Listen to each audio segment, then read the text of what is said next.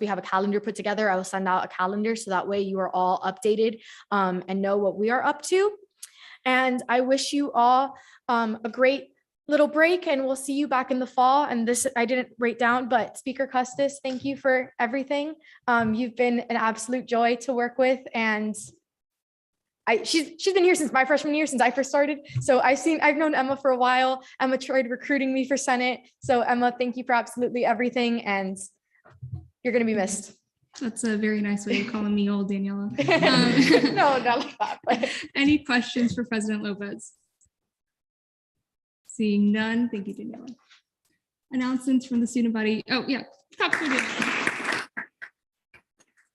announcements from the student body Vice President Martinez.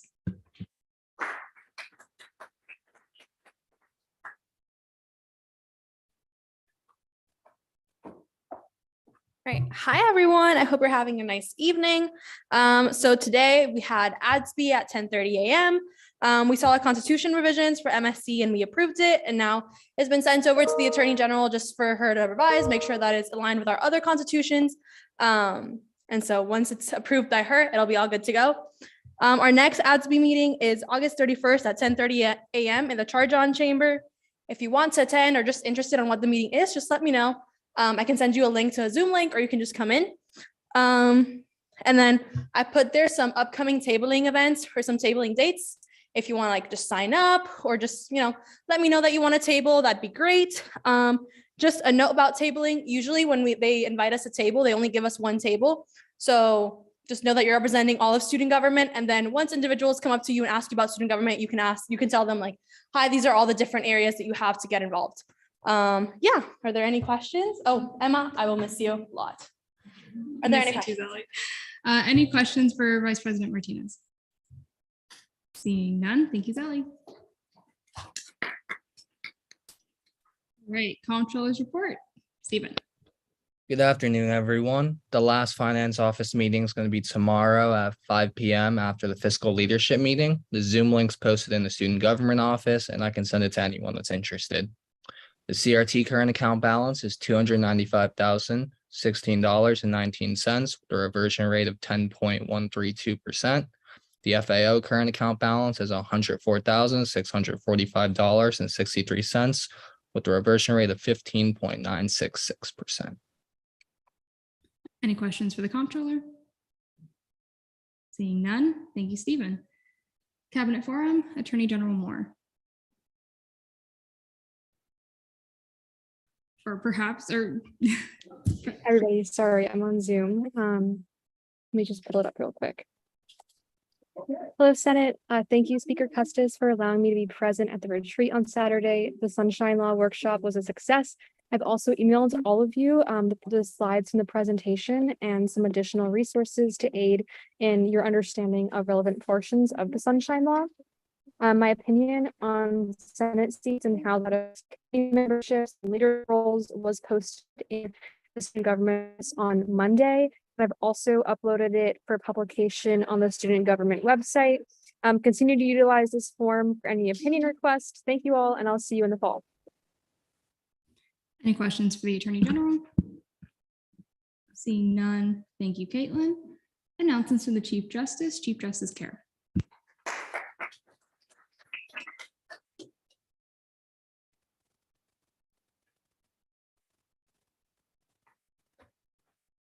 Okay, my list tonight is very short just because I know there's a lot to do, but thank you for the invite to retreat on Saturday. If you guys have any questions on anything that I discussed, feel free to reach out.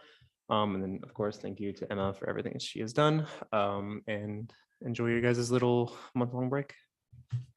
Any questions for the Chief Justice? Seeing none, thank you, Sage. All right, announcements from the Supervisor of Elections, none. Announcements from the Activity and Service Fee Committee Chair, none. Announcements from the Scholarship Committee Chair, none. Announcements from the Senate President for the last time. First, Rebecca Galloway has resigned from the Senate. Senators Potier and Nguyen have been dismissed from the Student Body Senate for accruing more than 2 unexcused absences.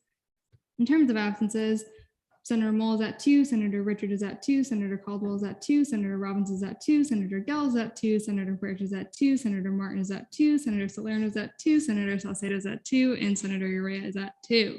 But fear not, after this meeting, the absences will reset for the fall semester. So just make sure that you're here for final roll call so you don't get dismissed, please. All right, next up, I really don't like having to express these concerns, but I know that I have to regarding the ELA or the removal of the ELA last week. So I'll go a little bit more in depth on that right now. I know I'd sent you all a quick little email earlier that was kind of vague. And the reason for that is because I was going to go further into it in my report tonight. So a few things that I had concerns about in former Senator Galloway's time as the ELA was a lack of transparency, some unprofessional communication with the dean's office, inappropriate communication within or between student government agents, and an overall lack of accountability. I'll start with the Jeopardy game that was hosted a little bit ago.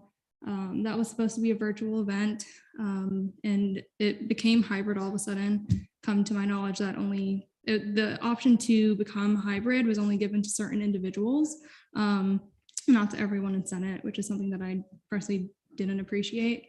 Upon finding out that the Jeopardy was taking place inside the chamber, I did inquire with former Senator Galloway as to why it was in the chamber, because we didn't have the chamber reserved for the time that the Jeopardy were supposed to happen.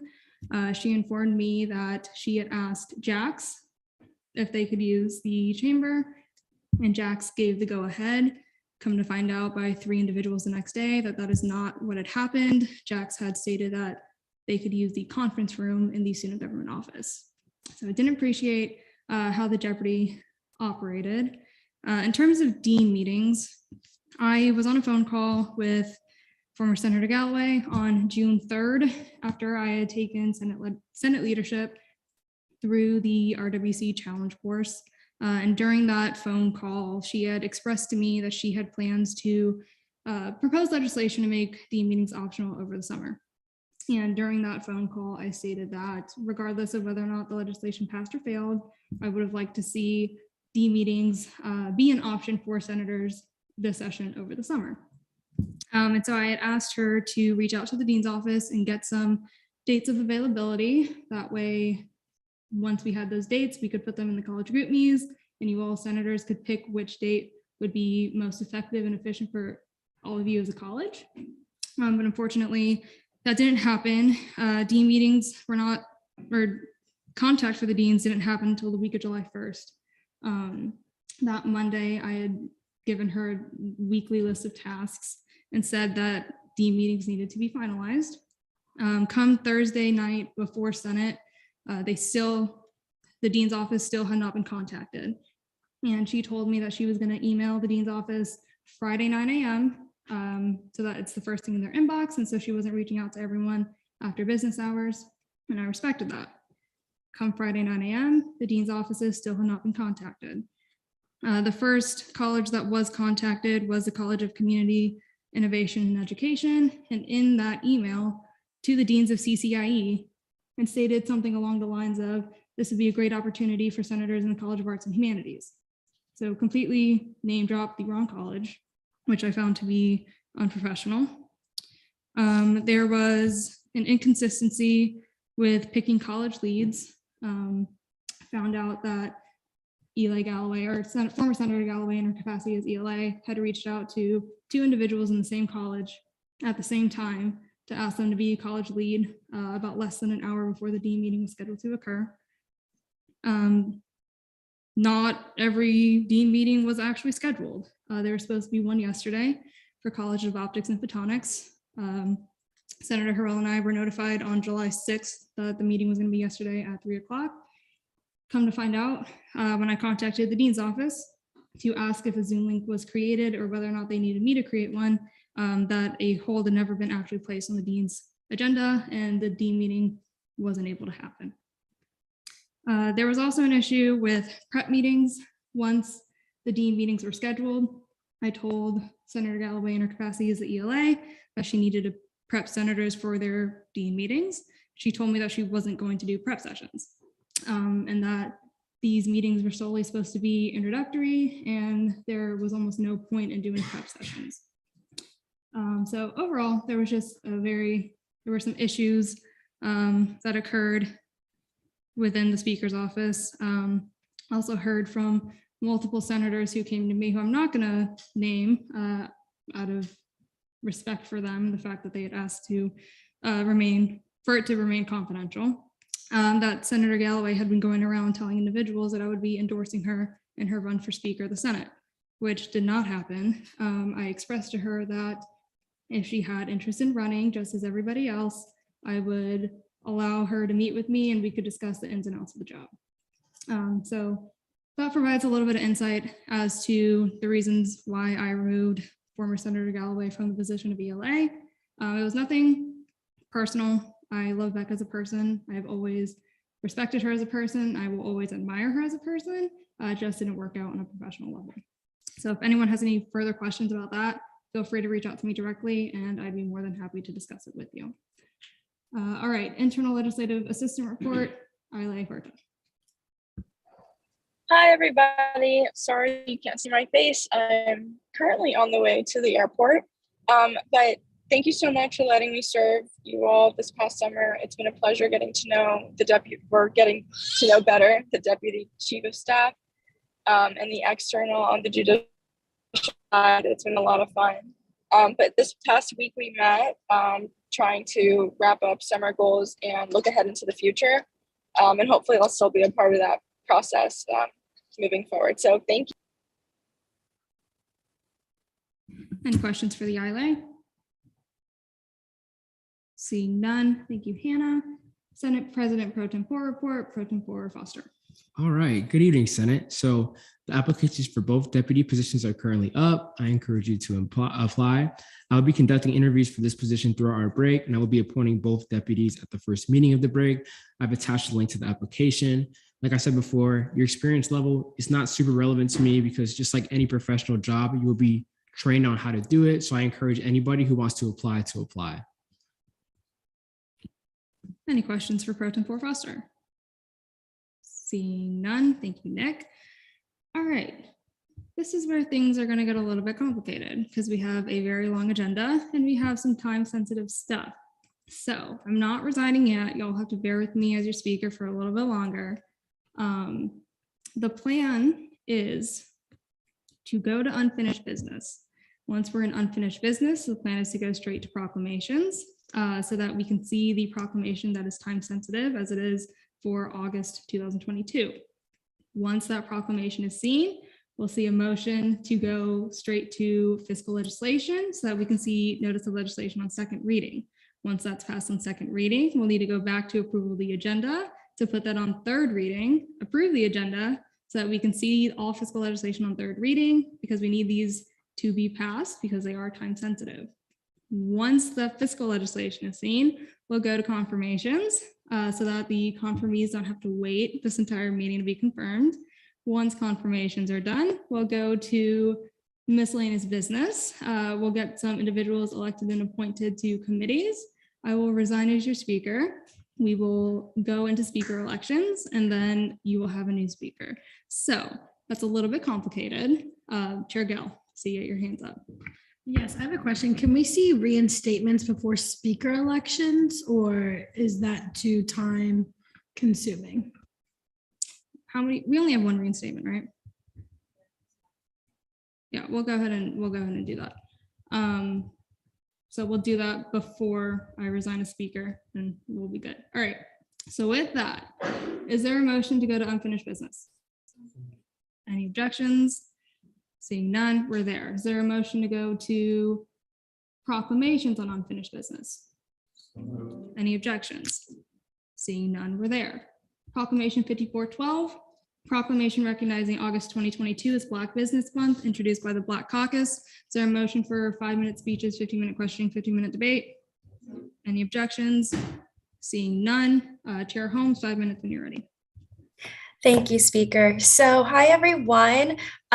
So essentially, Black Business Month is an opportunity for Black Caucus to recognize not only our students and support them, but our student-led Black-owned businesses. So behind this proclamation, as you may know, because I've been saying it in my announcements for the past like 4 weeks, we are having an event on August 30th in the Free Speech Lawn from 12 p.m. to 4 p.m.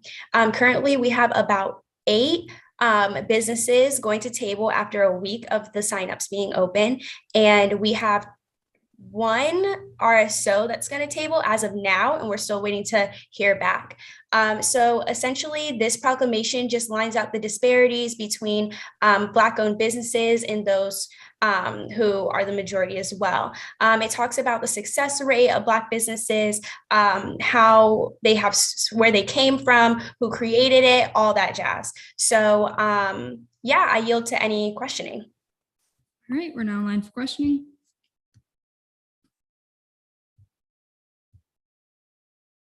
Martinez. Yeah, I was just curious, what businesses are actually going to be tabling in that event? So far we have a nail business. We have some hair businesses. It's like very mixed. If I open the Google form right now, just like very quickly, I could tell you, but I just know that we have some nail businesses, hair businesses. There's also businesses that sell like self-defense weapons, things like that. Any other questions? If not, I'll take a motion. Chair Gell. I have a question, if I may. Me? Hi, Senator or Chair Holmes. My question is the business form still open? Just because I know that I have a friend that I'm sure would love to be a part of this. Is it still, are they still able to table at this? Yes, ma'am. The Google form is open until August 12th. I look forward to having your friend there. Any other questions? If not, I'll take a motion. Foster. Move to debate. There's been a motion to go to debate. Any objections? Seeing none, we are there.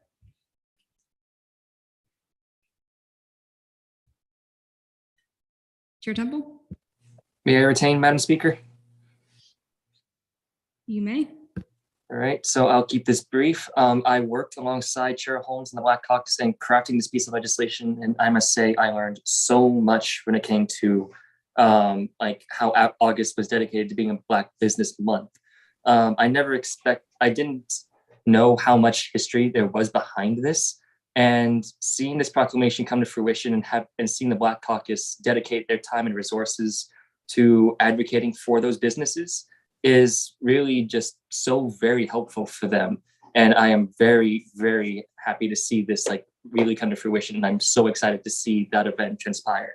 So I would encourage all of my fellow senators to vote in favor of this piece of legislation so that we may finally give credence and recognition to all those businesses that have been affected by the coronavirus pandemic and that have been faced with decades of economic and social inequities. And with that, move to vote on Proclamation 5412.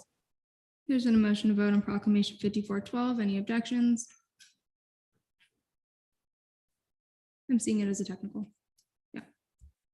Seeing none, we're now in voting procedures.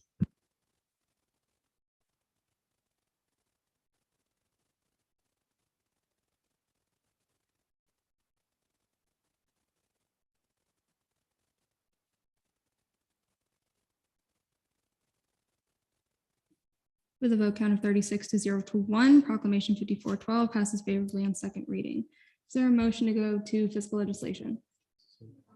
Any objections? Seeing none, we're there. Notice of legislation on first reading, none. Notice of legislation on third reading, none. Notice of legislation on second reading, bills and Fiscal Bill 5405, funding for Chabad Jewish Student Group to host the high holidays at Chabad on September 25th, 2022 by Vice Chair Almanar. Is there a motion for 5-minute speeches, 15-minute questioning, 15-minute debate? Any objections? Seeing none, Vice Chair Almanar, 5 minutes. Is the RSO here? I yield to the RSO.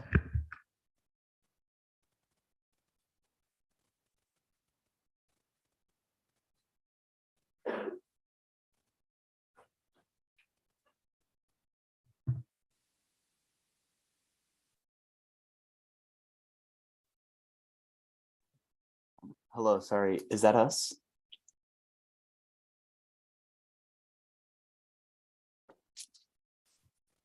Hello? There. Thank you for having me. So we're the Chabad Jewish Student Group. We are a Jewish organization on campus that allows Jewish students to express themselves, their religion, their roots in an open and proud manner.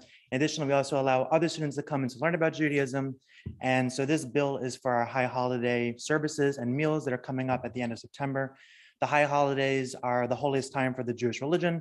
It's the Jewish New Year and the Jewish Day of Repentance. So we will be hosting services at the Chabad House, as well as meals Sunday night, Monday in the afternoon, Monday in the evening, and then Tuesday afternoon and evening. And we expect to have about 400 students come around about each day. And it's a great way for Jews and non-Jewish students to learn about different culture and to increase diversity on the campus. All right, we're now online for questioning.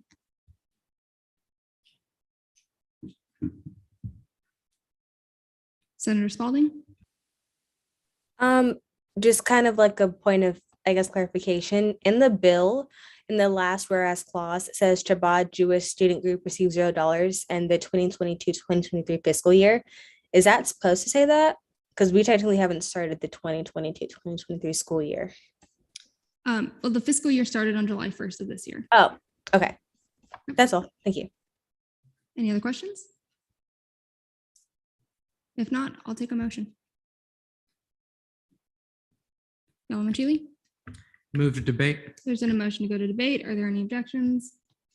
Seeing none, we're now in debate. DeMarla, Harrell, Borges. I'll be voting in favor of this bill. Everything seems right on it. And more than that, it's for a good cause. And I believe that we're giving them the money for a good reason. Harrell? Yeah, I will be voting in favor of this as well. I don't see any reason not to. This seems like a great opportunity for Jewish students to get together. And I think it's a great idea. Borges? Can you see my amendment as a technical? That's the plan. All right. Yalamanchili? You can retain. Thank you, Madam Speaker. I'll be voting in favor of this bill. I fully support the right of students to practice their faith, and this is a bill of that nature, and I think that's good. It is good also for the contributing to a multicultural campus by encouraging everyone to let others know about their culture, and I think that's great. And I'll be voting in favor. I recommend my fellow senators to vote highly in favor. And with that, move to vote. There's been a motion to vote on Fiscal Bill 5405. Any objections? Seeing none, we're now in voting procedures.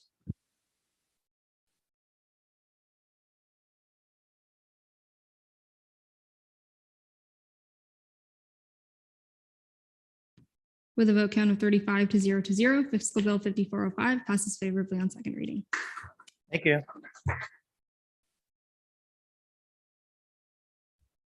Right. Fiscal Bill 5406, funding for 100 members of the Society of Hispanic Professional Engineers to travel to the SHIP National Convention in 2022 in Charlotte, North Carolina from November 2nd, 2022 to November 6th, 2022. Chair Borges and Senator Wajan. 5 minutes if you would like to introduce the RSO. Are they on Zoom? I believe. I yield to the RSO. Yes, we are on the Zoom. You have 5 minutes when you're ready. Good afternoon, everyone. I am Cecile Castro, and I am the treasurer of the Society of Hispanic Professional Engineers. So we are going to conference, which is in November 2nd through the 6th, and it is in Charlotte, North Carolina.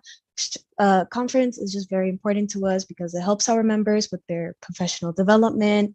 It also provides networking opportunities with other Hispanics, as well as other companies in the career fair, which is just what our members prepare for with elevator pitches, resume critiques, and such, just to get that internship and other job opportunities. They can also obtain career resources through workshops that the convention has to offer, like contacts and documentation. Another thing, oh yeah, that's our presentation. If you can go to to that slide, thank you. So what our members can bring back to UCF, well, they learn leadership through these panels and seminars, which then they will bring that leadership back to UCF. They would also expand the UCF network by representing the university at this conference. And we for sure show power in numbers by just having a lot of people there and just bringing back those companies from the conference to UCF. Our members would also bring back job opportunities by sharing their experiences and just letting other people know about these opportunities and deadlines of these job positions. This conference would also enrich student success career-wise and just growing as a professional. Members could also meet a very strong mentor for their success in their career. And so we are taking 200 people for conference and having 84 for hotels and airlines, because we're having 16 of them have like the right to choose where they want to stay, because we have had people that they just want to stay somewhere else or they want a road trip and they didn't want to take, airfare. And so, yeah, we are asking for 50% of our total, so $32,030. And so thank you so much for your time. And if you have any questions, please let me know. Also, if you want to contact me, it's treasurer@shepucf.com. Right, we're now in line for questioning. Chair Temple. Thank you, Madam Speaker. So good evening. I have to ask very quickly, are you aware of all the requirements you have to meet regarding the post-funding process? Because I'm aware that this is a massive bill and I want to make sure that you guys are aware of like the steps you have to take regarding the post-funding procedures after your bill has been funded. Yes, I believe we have to give back that 95% of our share. All right, Chair Salerno. Hi, I just wanted to know what specific procedure did you use to choose the 100 members that are going to the conference? So last year we took 120 members to last year's conference, which was in Orlando. And then for 2020, it was virtual, right? And then for 2019, we took like more than 80 to Phoenix, Arizona. So it's just, we've been kind of like following those trends. And on top of that, we have 305 members in our organization. So we for sure think that 100 people will be willing to go. Yes, and the procedure for that is we release our tickets for sale to our members, and those who buy the discounted tickets using the funding that we used are the ones who go to conference. Any other questions? Saucedo? May I retain? You may. Is there a process for which your members could go through if they can't afford to pay like the other half up front? Like, is there any kind of fundraising that your club does if they can't pay out of pocket? Yes, so our club, what we do is we try to offer this because without the funding, it would cost 50% more, about $700 per person. So we bring it down as much as we can. And then on top of that, we host partial proceeds. We try to fundraise with the Office of Diversity and Inclusion to get that price even lower. And for those who can't go through that process, then that's why we allow the 16 people to choose their own travel and stay, so they could probably stay with family or road trip or find a way to bring down the price on their own terms. Motion of debate. There's been a motion to go to debate. Are there any objections? Seeing none, we're there. Yalamachili, Harrell to start. I'll be debating in favor of this bill. I'm happy to see RSOs going out and doing what they need to do. And I think that it is a big bill. $32,000 from the Senate is a lot of money, but it is also something in which the RSO is taking a lot of people. They're taking 100 people. So you do get a lot out of this money. And I believe that all those who go will be able to improve their professional career. And it's good for our students. And per capita, it's not too much. And I'll be voting in favor. And I encourage my fellow senators to vote in favor as well. Harrell? Yeah, I will be voting in favor of this as well. I obviously sit on CRT and they were pretty knowledgeable. They explained more of the post-funding process in CRT as well. And this just seems like a great opportunity and something we've been funding for years. So I definitely will be voting in favor of this. Are there any dissenting opinions? Seeing none, I'll take a motion. Foster? Move to vote. There's been a motion to vote on Fiscal Bill 5406. Any objections? Seeing none, we're on voting procedures.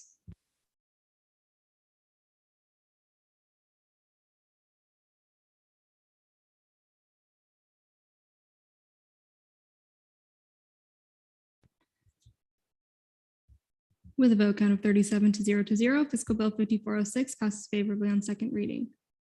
Fiscal Bill 5407, funding for 20 members of the Team Sports Business Management to travel to the Devos Sports Business Industry Networking Trip in New York, from September 18, 2022 to September 23, 2022. Chair Borges and Senator Wanjin. Go ahead and introduce the RSO. I yield to the RSO.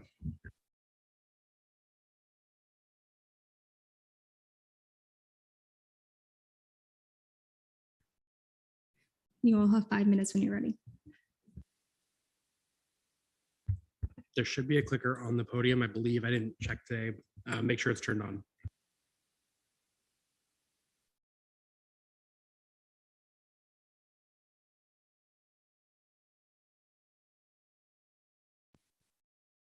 Can you hear us? There we go. Sorry, thank you. And I am the president of the Devos Sport Business Management graduate program here at UCF, and Meg serves as our finance chair. And every single year we take a class trip and the students get to vote on where we go. And this year we voted to go to New York, but it's basically a development fundamental time where we can go network with a bunch of different leagues. So 20 of our students, we elect or recruit 20 students each year into the program. So that's why 20 of us will be going on this trip. And we're able to meet with a lot of different executives in New York City. So all of the professional league offices are actually in New York. So we'll get to meet with all of them, a lot of sports agencies, some collegiate conferences and that sort of thing. So they'll be hosting like panels and networking sessions for us, interviews, but basically it's for us to kind of sell our program and why UCF is ranked top 2 in the country for sport business management, because we receive our MBA and a master's in sport business management within a year and a half. But this class trip is one of the biggest reasons why I chose to go to UCF as well as Meg, because this is where a lot of our students have received jobs in the past. And then, sorry, I can't read that very well. So yeah, we'll be able to network obviously with these people, but SGA has actually provided funding for similar trips in the past. And then, so in addition to SGA funding, students in our class have the opportunity to fundraise. So we fundraise $1,500 per person each year, which is approximately 120 hours.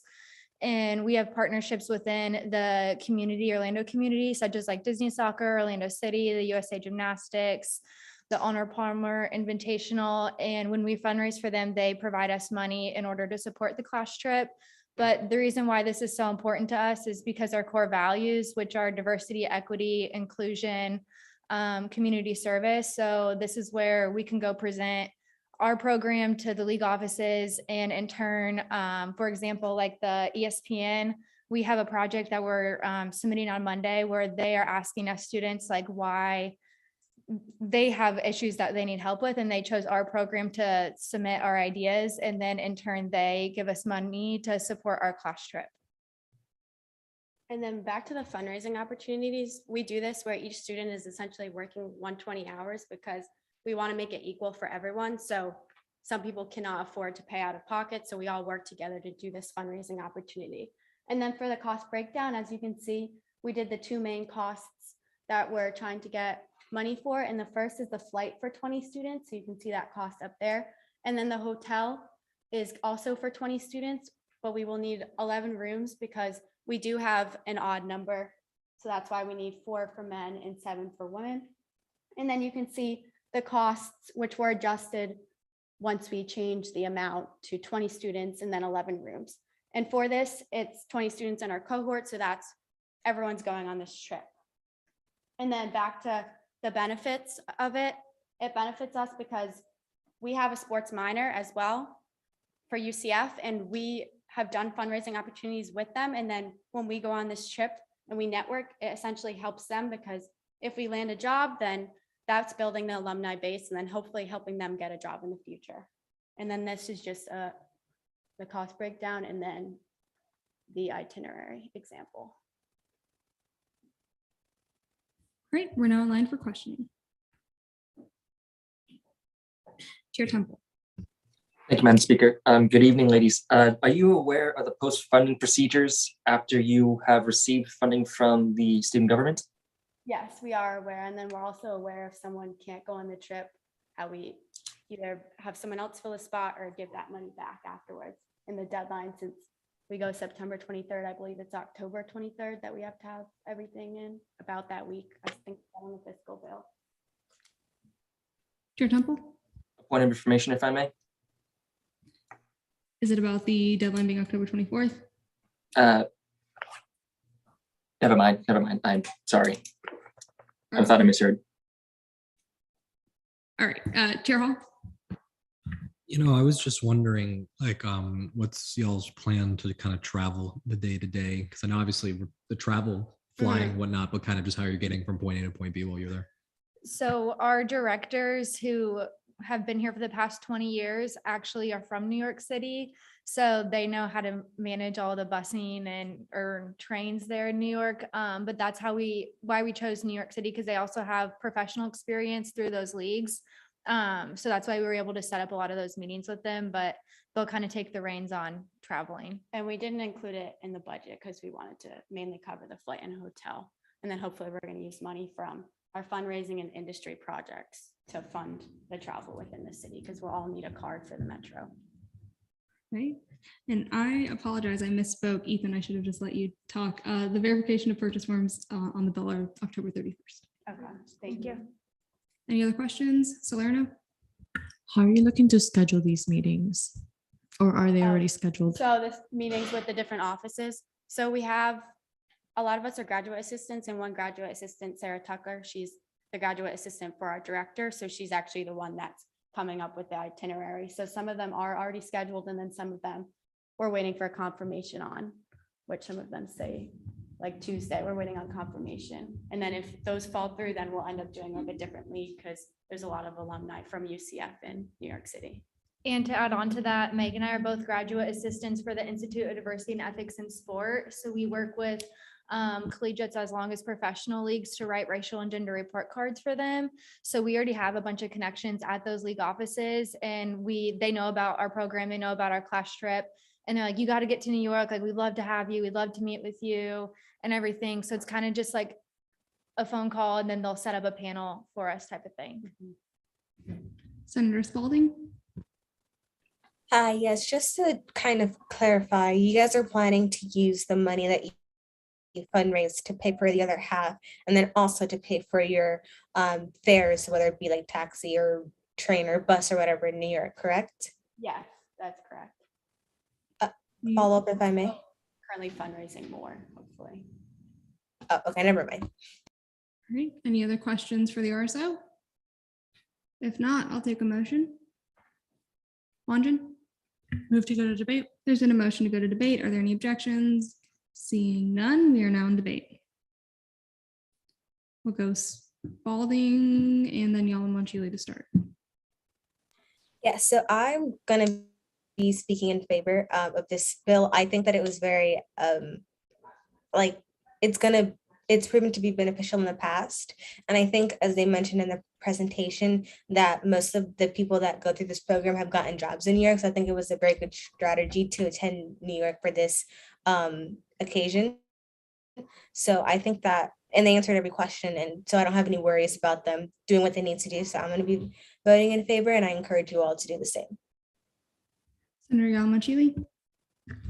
I also will be speaking in favor of this bill. I think what these folks are doing is great, helpful for their professional career as they get to connect with hiring managers and sports industry leaders. The bill is written well. There are no problems with it. I see no reason why we shouldn't approve this. So I would highly recommend my fellow senators to vote in favor. Are there any dissenting opinions? Seeing none, I'll take a motion. Harrell? Move to vote. There's been a motion to vote on Fiscal Bill 5407. Any objections? Seeing none, we're now on voting procedures.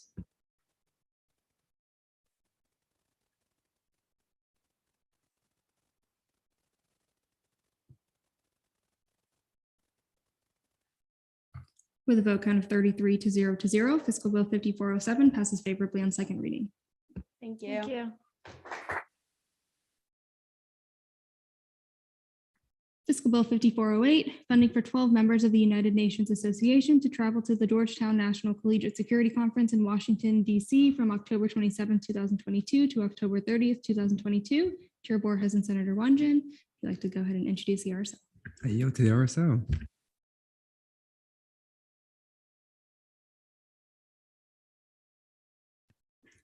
You'll have 5 minutes when you're ready.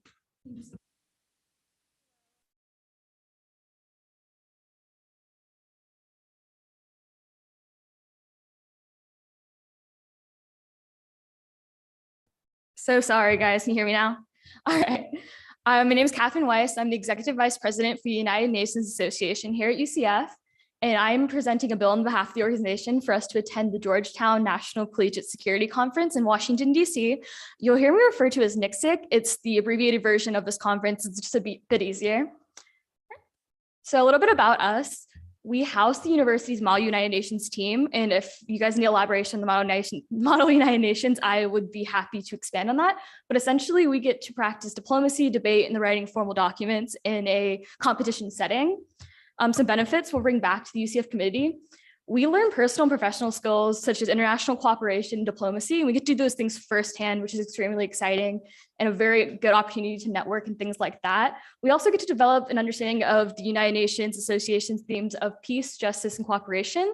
And we get to do that through active participation in debate and expression. So it's just a really good opportunity to public speak, to work with others, and learn those types of things.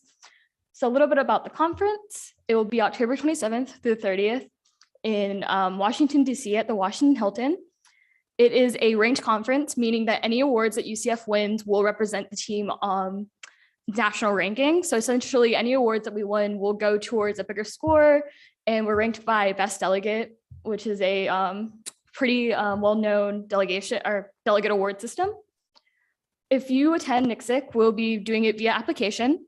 And you'll travel to the Washington Hilton. You'll compete in a variety of committees and debate against students from all over the US and even actually the world. We have a few from Canada and a few other delegations from across the world. Committees range from anything from a UN General Assembly doing disaster relief or global peacekeeping, or to a crisis committee, which would be more like historical or contemporary. It's just a variety of different things you can do.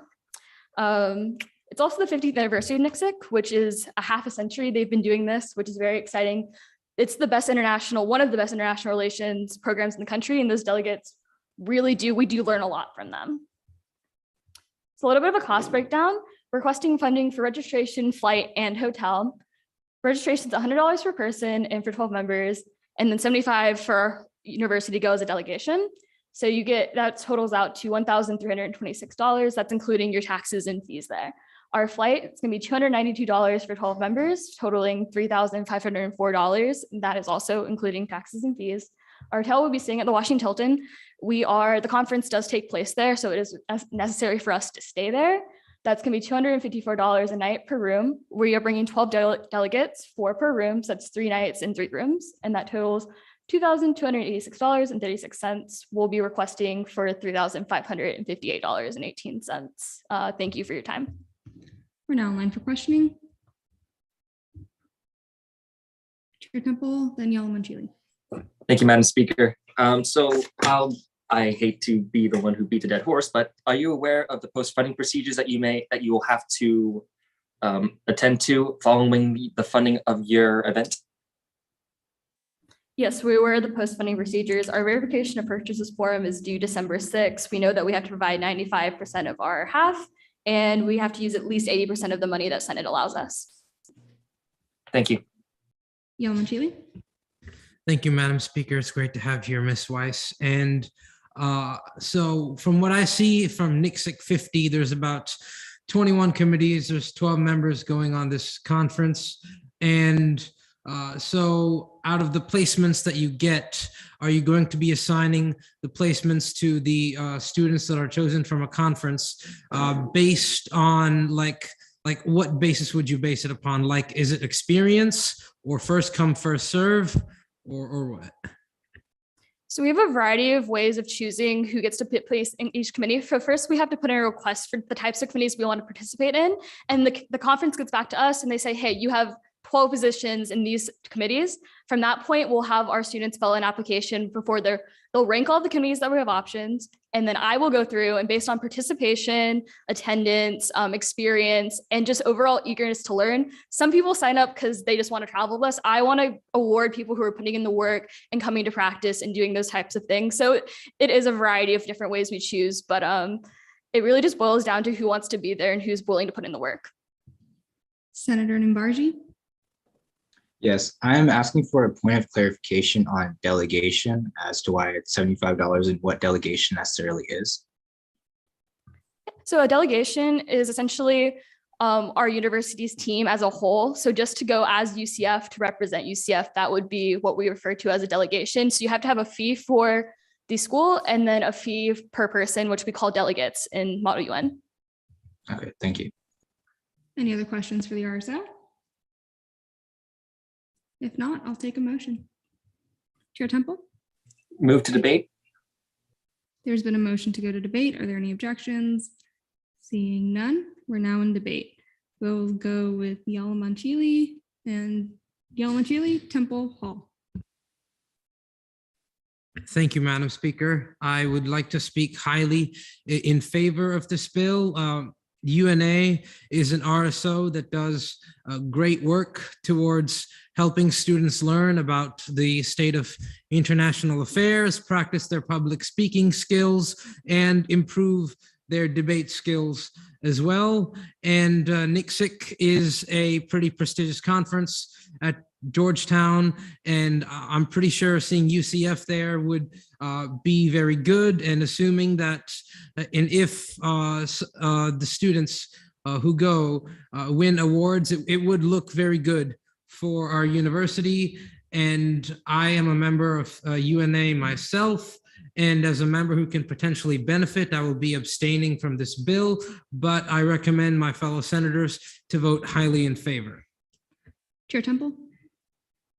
Thank you, Madam Speaker. So I want to echo almost every word that Senator Yalamanchili had stated, because I myself am a former protege of the Model UN program from high school. And I can attest to the skills that Model UN and its collegiate branch will provide for the students that are attending NCSIC. The conferences on Model UN and UNA, same thing, are tremendous in how they are operated and what students can learn from them. and the capacity in which students will be able to engage themselves in nuanced, complicated affairs that require them to critically think and coordinate with those with different views of themselves, be it for the fact that they were placed as different characters in crisis committees, or they are put in the shoes of different representatives of different nation states. It teaches students so much, and I would be remiss if these students were unable to go because we would not be able to fund them. So I would encourage my fellow senators to vote in favor of this fiscal bill and send these ladies and gentlemen to Georgetown.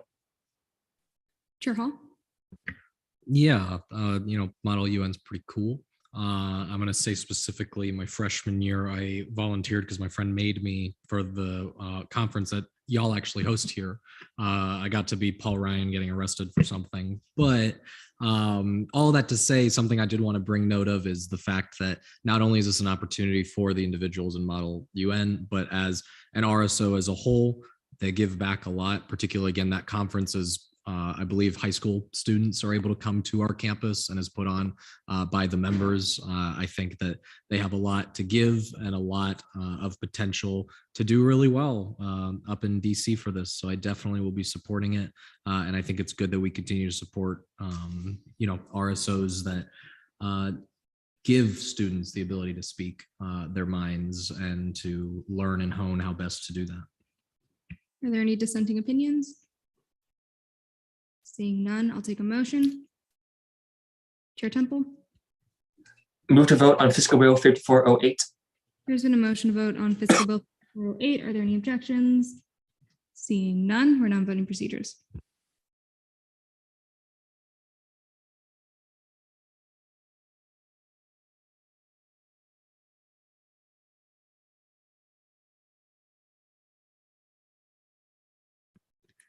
With a vote count of 34 to 0 to 1, Fiscal Bill 5408 passes favorably on second reading.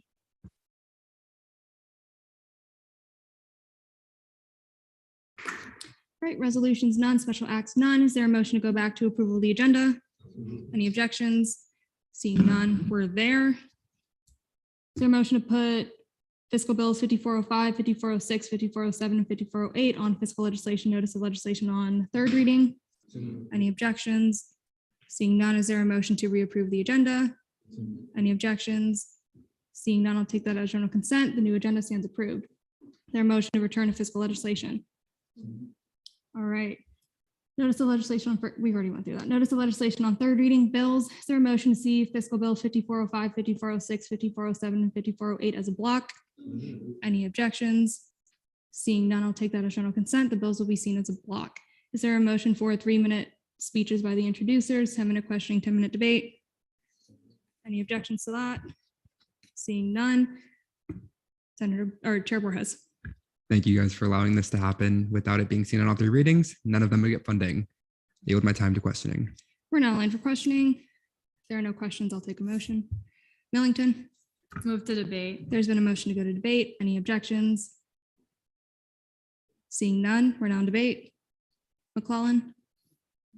Yeah, retain. You may. Yeah, this is good. We should fund them. We should make sure they get their funding on time. Move to vote. There's been a motion to vote on the block of bills. Any objections? Seeing none, we're now in voting procedures.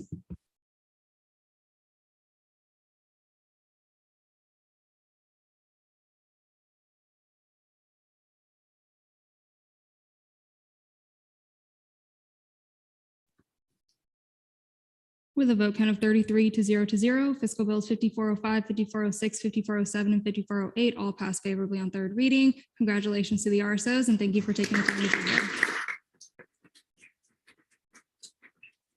Right. Is there a motion to move to confirmations? Any objections? Seeing none, we're there. Chair Gell. We will now be seeing the confirmation of Patrick Burnett for the Election Commission seat 8.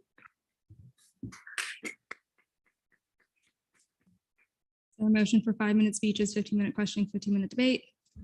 Any objections? Seeing none, Mr. Burnett, you have 5 minutes when you're ready.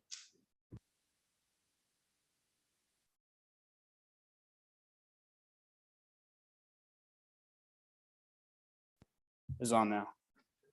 Do that. Well, thank you all for seeing my appointment and hopefully confirming me. My name is Patrick Burnett, and I am about to be a senior at UCF, entering my 4th year.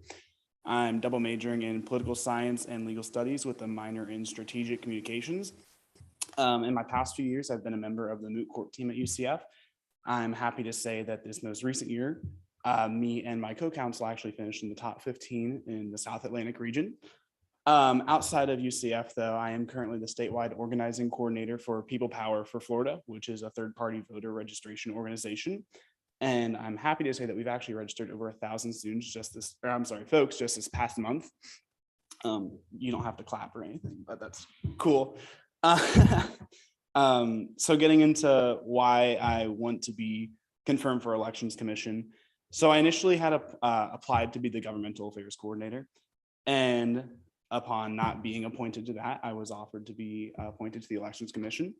And I know that what the EC is going to do is working a lot with the Ignite Your Vote executive outreach, with GAP, the governmental affairs coordinator. And if it's not clear enough, I do care a lot about student voter registration.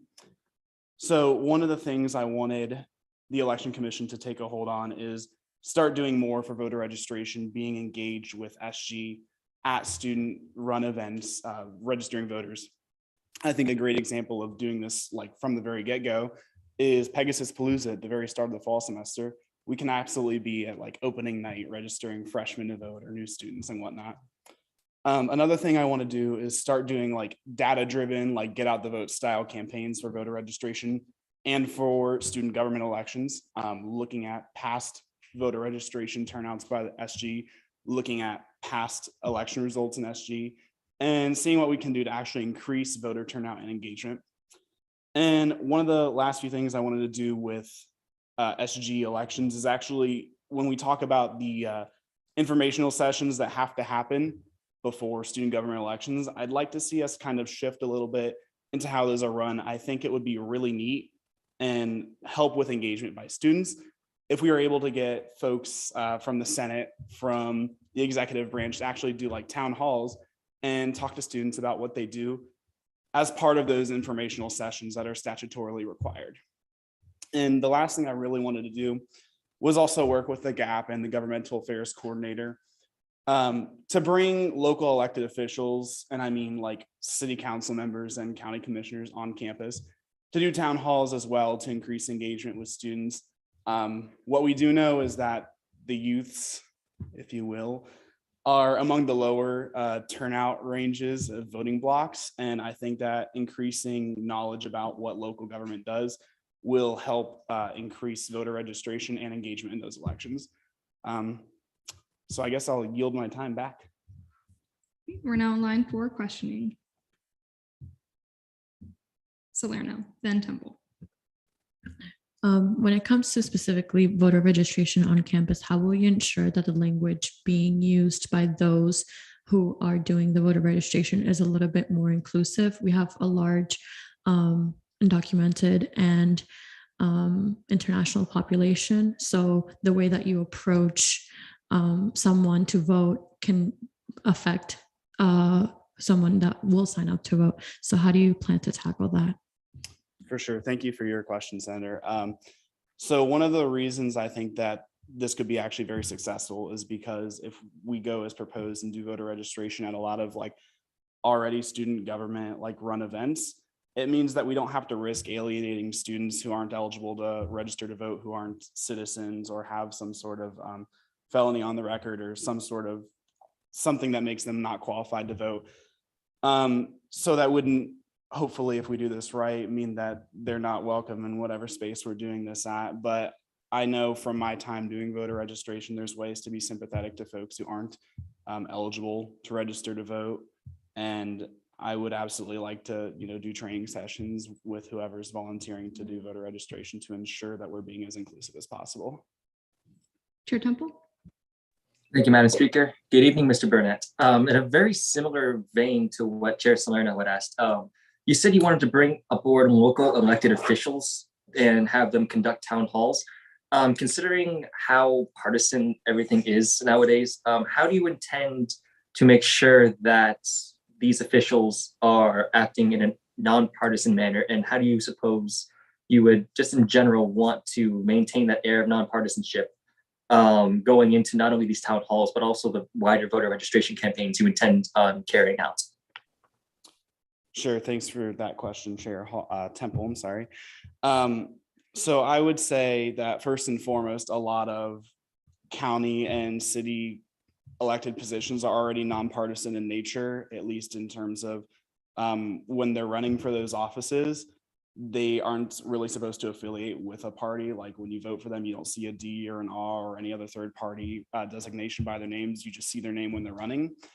I would also say that in my experience talking to elected officials in public settings like that, when they are in their, I guess, office, like when they are speaking as a member of their office, they're talking about what they do. They're talking about their actual duties, requirements that are part of the job, not so much the politics surrounding it. And to be clear, if we're worried that any politician, or I should say government official, were to be political and nonpartisan in any town hall sort of setting at UCF in what I'm proposing, we can always brief them beforehand, which is actually what I would propose we do anyway, to talk about the nonpartisan nature. And then lastly, I would say that I would like to make a deliberate effort with the GAP and the Governmental Affairs Coordinator to make sure that we're reaching all students by having voices from different political persuasions, even though I don't think that should be an issue because of the fact that we're hoping these remain nonpartisan. Any other questions for the candidate? If not, I'll take a motion. Pro Tem Foster. Move to debate. There's been a motion to go to debate. Are there any objections? Seeing none, we're now in debate. Senator Costas. Yeah, I'll be abstaining from this vote because I know Pat personally, but I will tell you all, I think Pat could handle every position of student government at the same time, all by himself.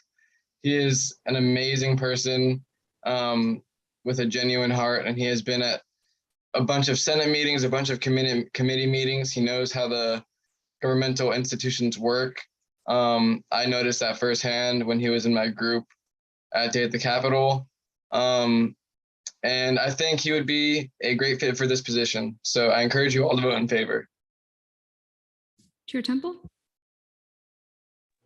Yeah, like I said, I will be pretty much echoing the sentiments of Senator Costas. Although I don't know Mr. Burnett personally, I have seen the work that he's done. I've seen him tour the campus, registering students to vote for the upcoming elections. And for lack of better terms, he is very good at what he does. And to see him finally join student government in an official capacity, aside from joining meetings as a both committee and proper Senate meetings, I am just amazed to see his passions and his skills finally be put into an official role amongst us. So I would highly encourage you all to vote in favor of Mr. Burnett to become a part of the Elections Commission. And should you be confirmed, sir, I cannot wait to work with you and registering students to vote ahead of the midterms. Chair Holmes. I'm going to have to abstain, sadly, because I know Patrick, but I'm going to say, please vote in favor of him. I met him when he had his voter registration shirt on, signing people up to register to vote. I was with him at Day at the Capitol, and he really has a passion for all of this. And I believe if he was elected to the Election Commission, will confirm to it that he would go above and beyond the expectations that he already set for himself. So again, I will have to abstain because I personally know him, but I please, please, please encourage you to vote in favor of him. Are there any dissenting opinions? Seeing none, Chair Dell. Move to vote on the confirmation of Patrick Burnett for the Election Commission seat 8. There's been a motion to vote on the confirmation of Patrick Burnett for the Election Commission seat 8. Any objections?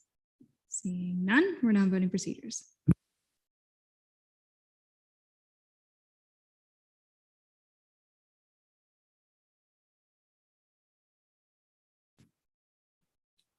With a vote count of 30 to 0 to 3, congratulations, Commissioner Burnett. Thank you. Chair Gell. We will now be seeing Caroline McGregor for Election Commission seat 10.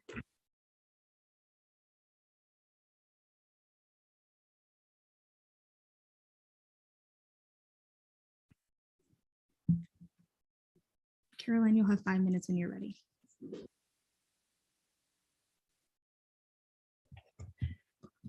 Hello, everyone. My name is Caroline McGregor, and I'm a third-year student here at the University of Central Florida. I am currently double majoring in political science and history, and I'm currently employed at the RWC as a lifeguard. I just want to start by saying thank you guys so much for this opportunity. I'm very grateful for the opportunity that you guys speak with me today, and I'm really excited to kind of tell you a little bit about myself and kind of what I want to do within the Election Commission. So one thing about me is I really do enjoy politics. Obviously, I'm a political science major, and I just find it so interesting to learn about how that kind of stuff works. And so outside of UCF, I'm working on a campaign for a candidate back in Tampa. And within that, I've learned a lot about elections and kind of how the process works. We've learned a lot about like the rules and regulations of campaigning. I'm in charge of kind of working to make sure my candidate follows all the rules in the election code. And so kind of bring that into UCF, I want to work to make sure that candidates kind of know everything about the rules and regulations within the statutes, just so they kind of, we block any violations before they even happen.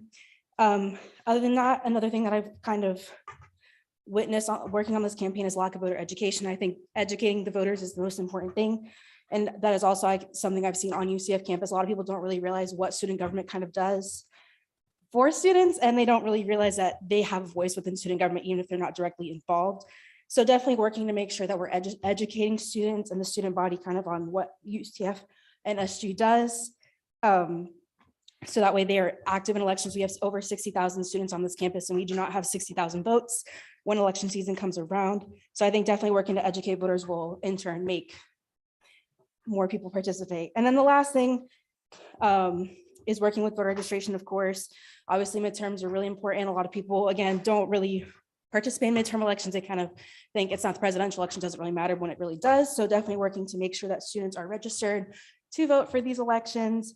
Working with different UCF entities such as the GAP and Governmental Affairs Coordinator and the UCF Governmental Affairs and Community Involvement Center, just kind of working together with them to host voter registration events.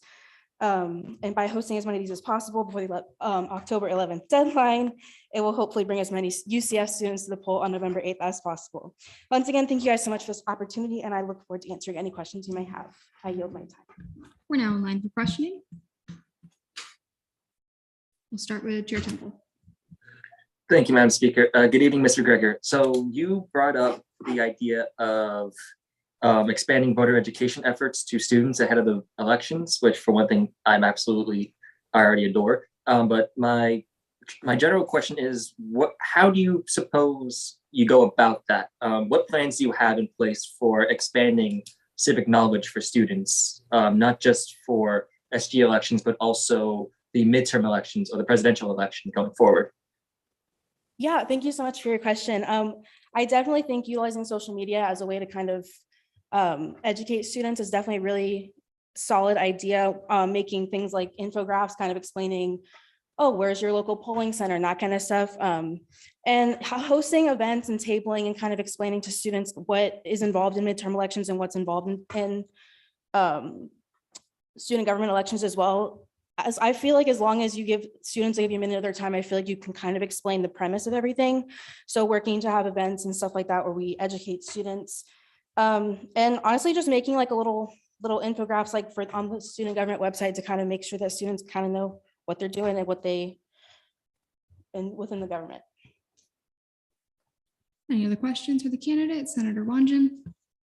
So I noticed in your cover letter, you mentioned talking about events to highlight the candidates' platforms and showcase why it's important to get out and participate in campus elections.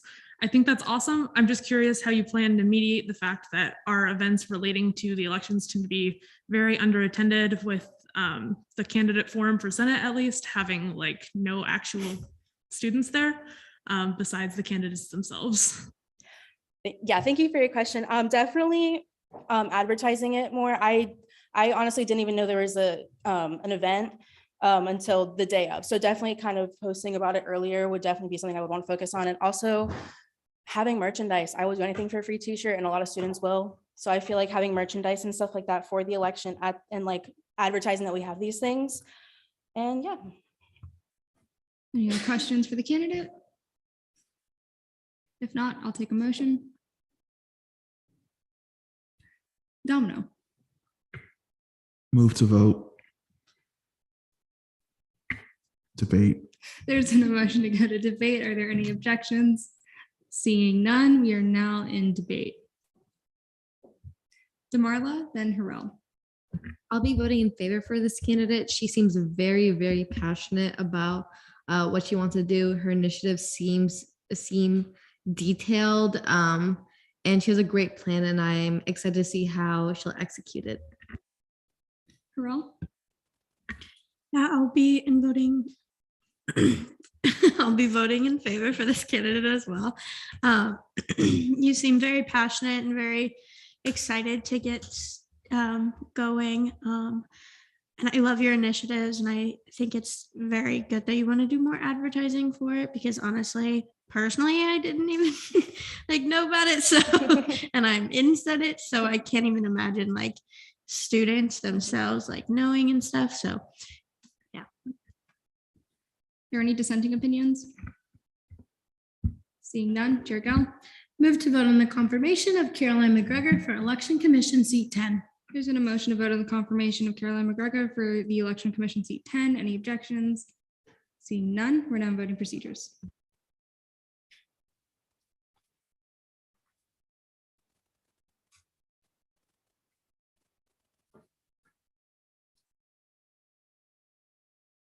With a vote count of 35 to 0. Congratulations, Commissioner McGregor. Thank you.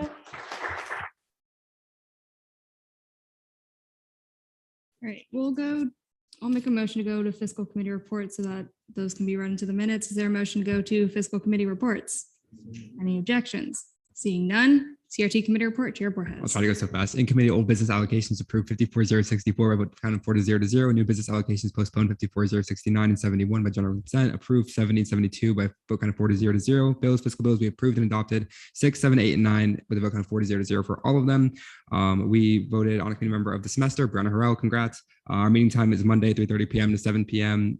We also voted favorably to non-compliance pro tempore foster, which I've issued in the documentation and sent to the appropriate parties. The copy of the document via email.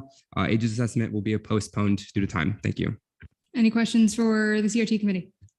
Seeing none, FAO committee report, Chair Millington. All right, I don't think I can talk that fast, but in committee, we postponed allocation 5408 and we approved allocations 5409 and 5410. And we also approved fiscal bill 5405. Shout out to Chair Salcedo really quick for an awesome funding workshop on Wednesday. And also, if you're thinking of joining FAO in the fall, do it. That's it. Any questions for FAO? Seeing none, ORS committee report, Chair Temple.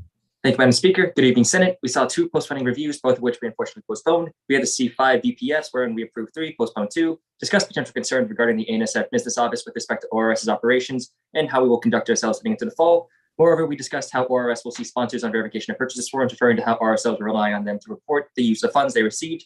Everything that we saw in committee today, this week is posted. Moreover, ORS will be meeting on Tuesdays at 3:30 p.m. in the fall, and I will quickly yield to my vice chair. We did not do Scarlet snapshots as normal this week, and we don't have time, so thank you. All right. Any questions for ORS leadership? Seeing none, is there a motion to go to miscellaneous business? Any objections? Seeing none, we are there. Well, I'm waiting for Brody to respond to my question. I'll wait for that, but we'll go to elections first. LJR, is there a motion to open up nominations for LJR? Senator Yalnachili, do you accept the nomination? He left the room. But he asked me, so we're going to say yes. All right, is there a motion to close nominations? Is there a motion to open up LJR elections? All those in favor? All those against? All those abstaining? Congratulations, Vihan. He is on LJR. All right, we'll go to appointments. Hereby appoint Senator Yalnachili to GAP. Hereby appoint Senator Yalnachili to the LGBTQ+ caucus, and hereby appoint Chair Sabila as the acting chair of the caucus so that they can have chair elections tomorrow at 4 o'clock. All right, reinstatements. Is there a motion for 5-minute speeches, 15-minute questioning, 15-minute debate for the reinstatement of Sarah Potier? Any objections? Seeing none. Ms. Potier, 5 minutes when you're ready. Hey y'all, I'm back. So I was, had a few absences only because I had an amazing internship this summer, and I apologize because I know the Senate is like very much of the time that you need to like really give in and invest in. But this fall I will be free, what I'm saying? So I will definitely invest more time. I will have like more better time management for Senate. So yeah, that's all I gotta say. I'm just gonna keep it quick because we got a long business. All right, we are now in line for questioning. Mcclellan. For this internship, did you ever attempt to submit absence requests to LJR? Oh no, I didn't. I didn't because don't you have to have a valid reason to be absent? My bad, because I don't want to like make sure that I'm sorry. I'm answering questions during questioning. My bad, but no, I didn't. But now I know. Thank you. Any other questions? If not, I'll take a motion. Pro Tem Foster. Move to vote on the reinstatement of Sarah Potier. Not see that. Move to debate on the reinstatement of Sarah Potier. There's been a motion to go to debate in the reinstatement of Sarah Potier. Any objections? Seeing none, we are now in debate. Chair Gell, then Chair Hall. Yeah, I urge all my fellow senators to vote on her reinstatement. If anyone has had the opportunity to work with Senator Potier during the semester, you will know she is a bundle of joy who is very dedicated. And I think there might have been a little misunderstanding. An internship might be a valid reason to get an excuse. I just think there might have been a little bit of miscommunication. So I urge you all to vote in favor of reinstating her. Chair Hall? Definitely echo that sentiment. I'll also add that Senator Potier has definitely been one of the most active senators over the summer, especially as one of our Zoom senators. So we definitely appreciate all of the work that she has put in. So I definitely encourage us to vote to reinstate. Chair Temple. I would like to echo the sentiments of Chairs Gill and Hall. Although Senator Potier was not able to come into ORS nearly as much. Not only do I understand why her absences were resultant, but I also like whenever she does participate in ORS, she's like one of the most proactive and most engaged to learn. So we would be remiss if we were to deny her being reinstated in the Senate. So I would encourage you all to vote to reinstate Senator Potier. Sorry. Any dissenting opinions? None, I'll take a motion. McClellan? Move to vote on the reinstatement. Now we're there. There's been a motion to vote on the reinstatement of Sarah Potier to the Student Body Senate. Any objections? Seeing none, we're now in voting procedures.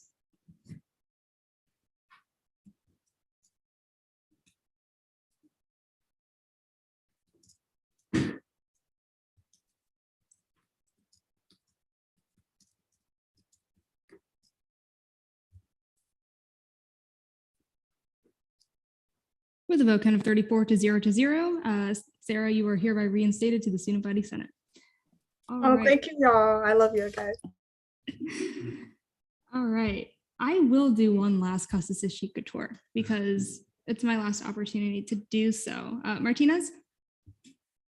Yeah, I'm sorry. I don't know why, but I made a comment to include in my reinstatement to LGBTQ caucus and I wasn't reinstated.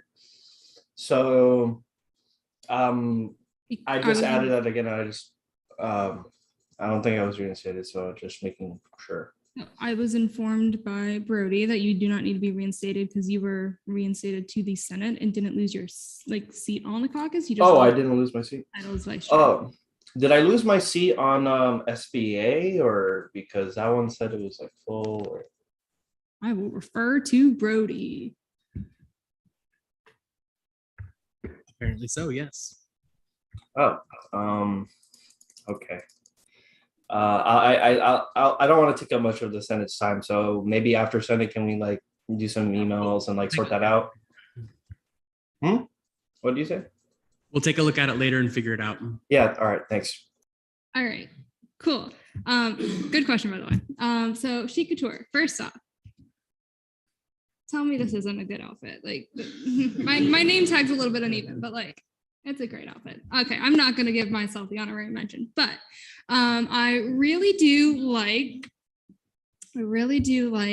Senator Harrell's outfit. So I'll give Senator Harrell the honorary mention. I also really like Chair Millington's outfit. Lovely outfit. I really love Chair Urea's outfit. Amazing. And I also really like, I don't know where they went. Senator Yellen Montili, who unfortunately is not in the room right now, but Senator Yellen Montili's outfit is amazing.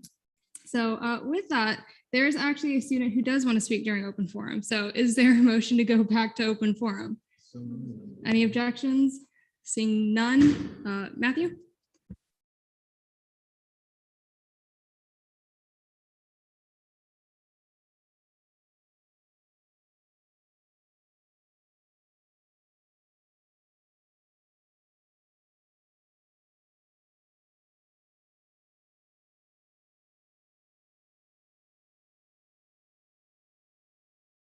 The button that says push. That makes a lot of sense. Hello, Senators. My name is Matthew Gibbons, and I'm in my graduating semester at UCF. I'm here to tell you something that you've all already heard internally, but this time coming from a student. I've been keeping up with the Senate since March because there was a resolution I was interested in. Fortunately, that resolution passed unanimously.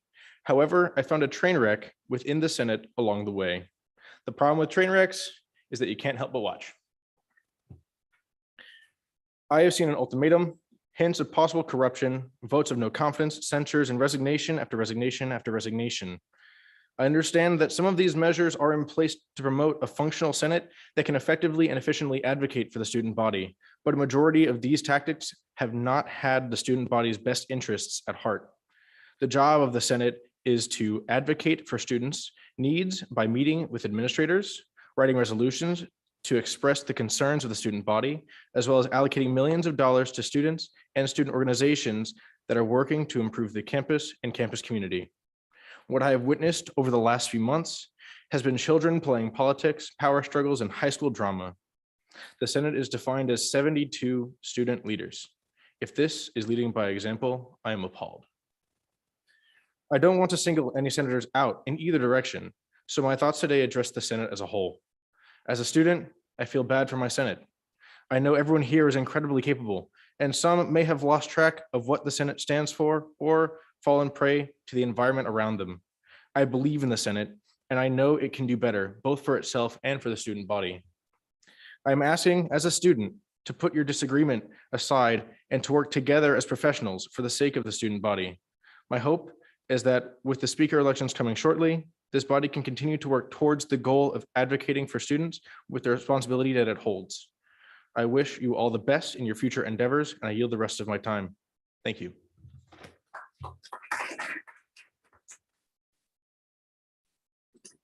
Thank you, Matthew. Any other students wishing to speak in open forum?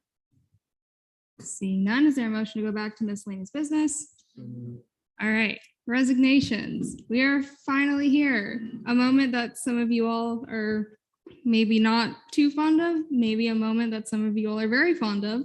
It is now my time to transition this position to another senator in this room or on the Zoom call. Hello to everyone on the Zoom.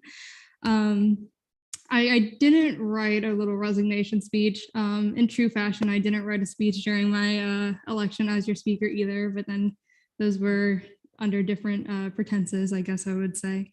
But I just want to end with the notion that I really appreciate you all and the love you have shown me and the grace that you have given me in this position, because it's not necessarily the easiest position to be in, but nonetheless, you all have made it one that I'm just so appreciative to have been able to hold, not only in the 52nd session, but also during the 54th session. I'm not going to shout out anyone in particular, but to anyone who has made me a card or has left me flowers or who has given me just the kindest words, just know that I'm so, so appreciative of you. And even though my time in Senate will be over because I'm graduating with my master's degree, which was really hard, and I'm proud of myself for doing that.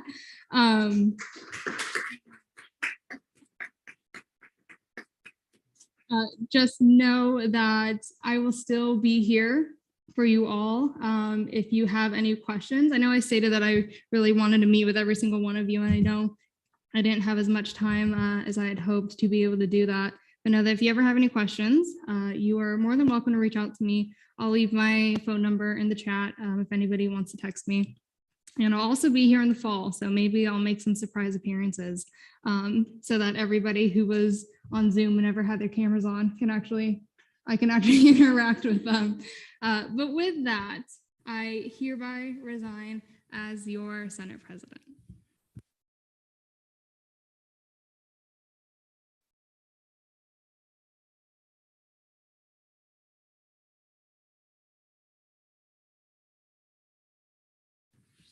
Move for a 5-minute recess. Are there any objections?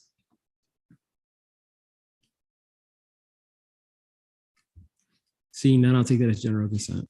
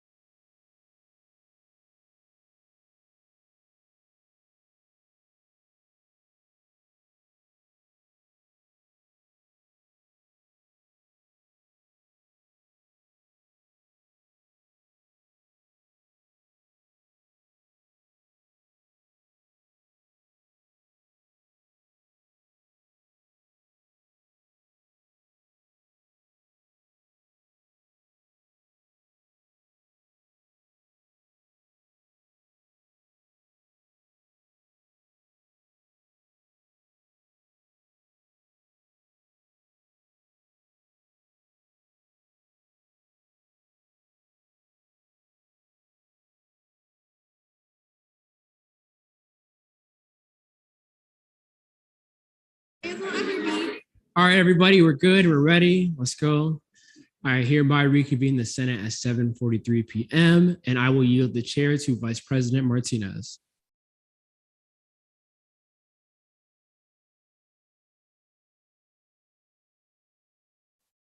Fantastic. All right, hello everyone. So let's get this started. So is there a motion to open up speaker nominations? So moved.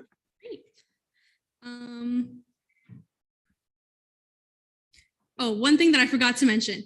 If you can raise your hand through the Zoom, that way I can see everyone easier. That'd be a lot easier for me. That'd be great. So Senator Mole. I'd like to nominate every senator.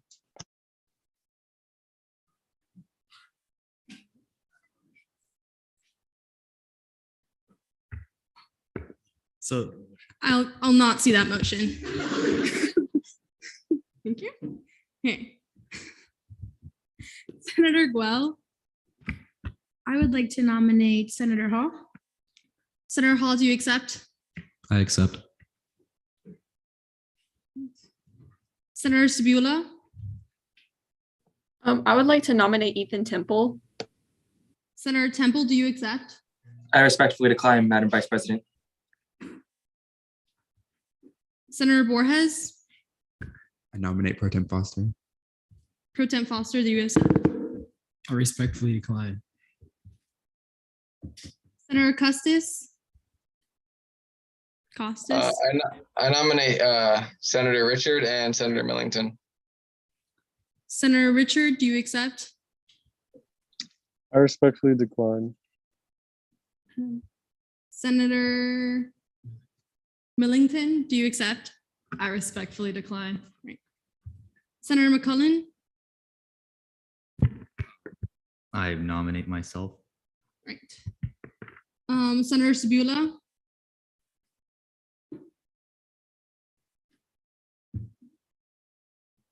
No. Okay. Senator Mole. I'd like to nominate Chair Urea. Chair Urea, do you accept? I'm going to decline. Thank you, though. Senator Holmes. Nominate myself. Senator Costas. I'd like to nominate Chair Salerno. Chair Salerno, do you accept? I respectfully decline. Senator Costas. All right. Sorry, that was an accident. Seeing no other nominations, is there a motion to close nominations?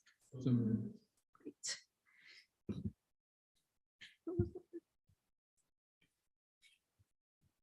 Great. Is there a motion to open up speaker elections? Great. Okay, is there a motion for 7-minute speeches, 30-minute questioning, and 30-minute debate? Great. Seeing any objections? Seeing none. All right, so if we can get all the nominees here, that would be great. So Senator Hall, Senator Mcclellan, and then Holmes is on the screen. Perfect.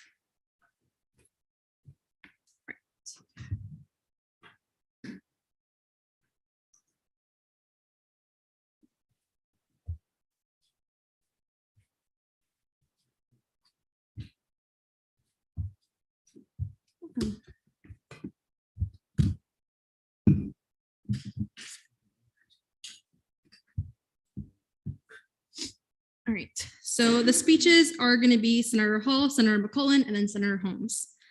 And so Senator Hall, your time starts now.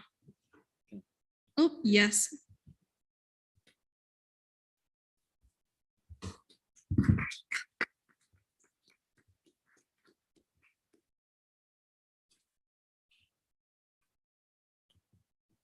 I think Brody's getting the PowerPoint.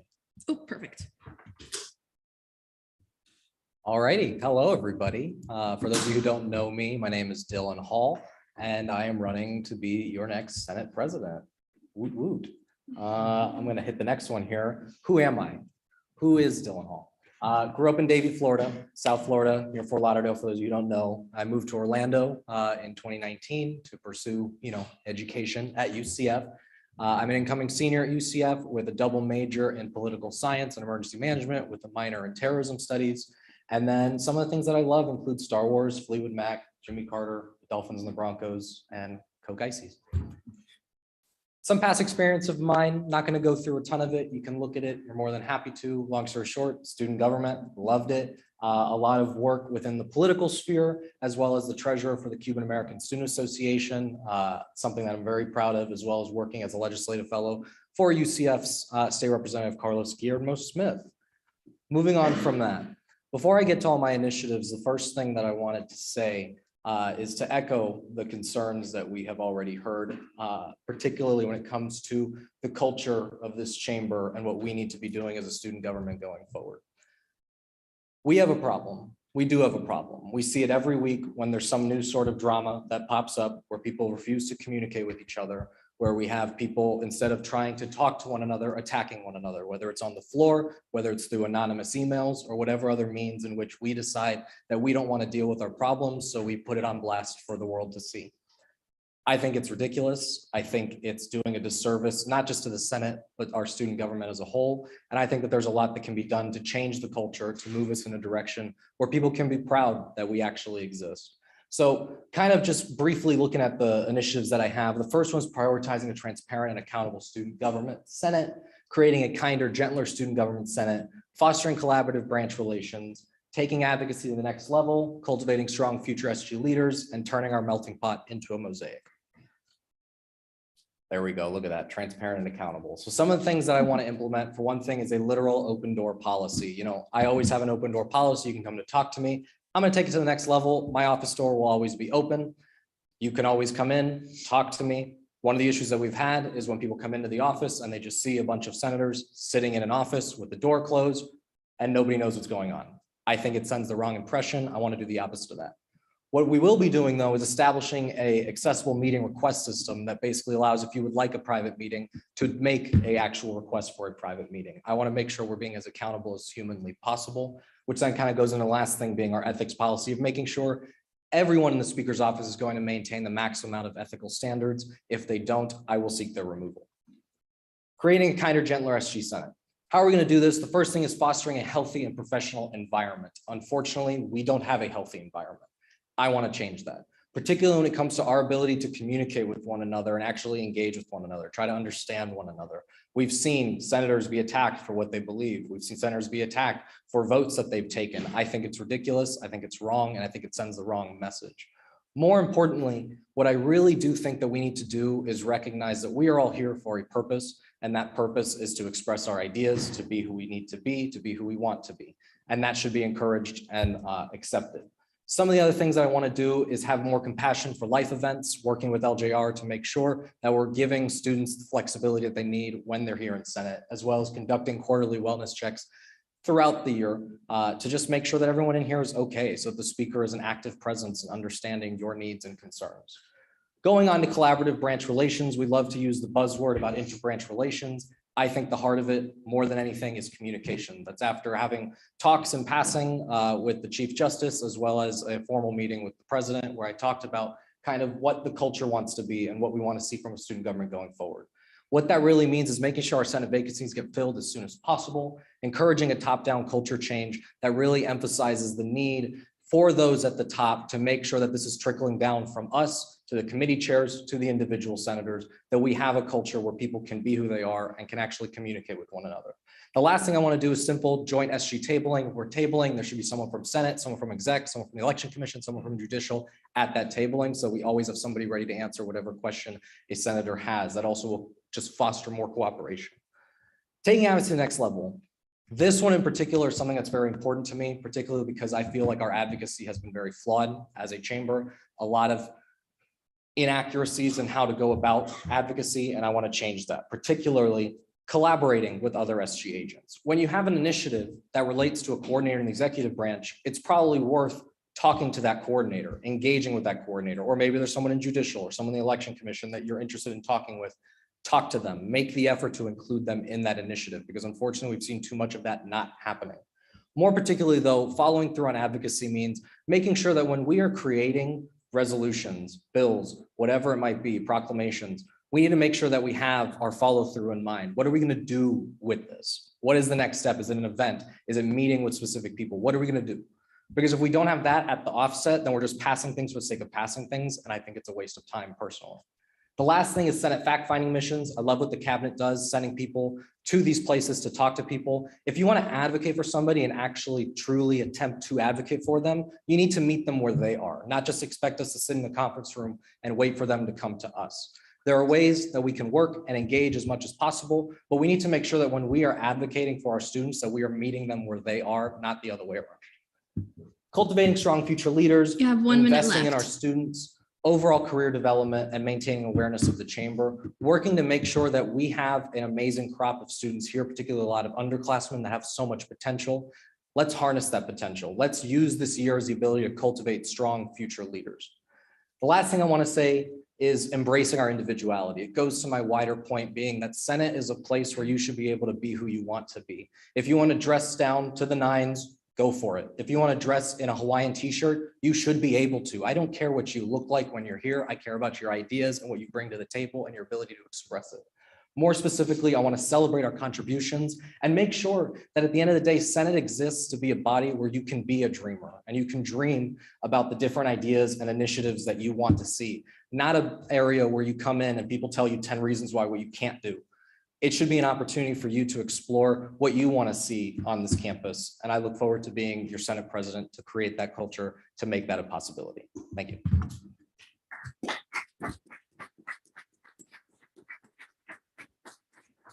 Senator Mcclellan.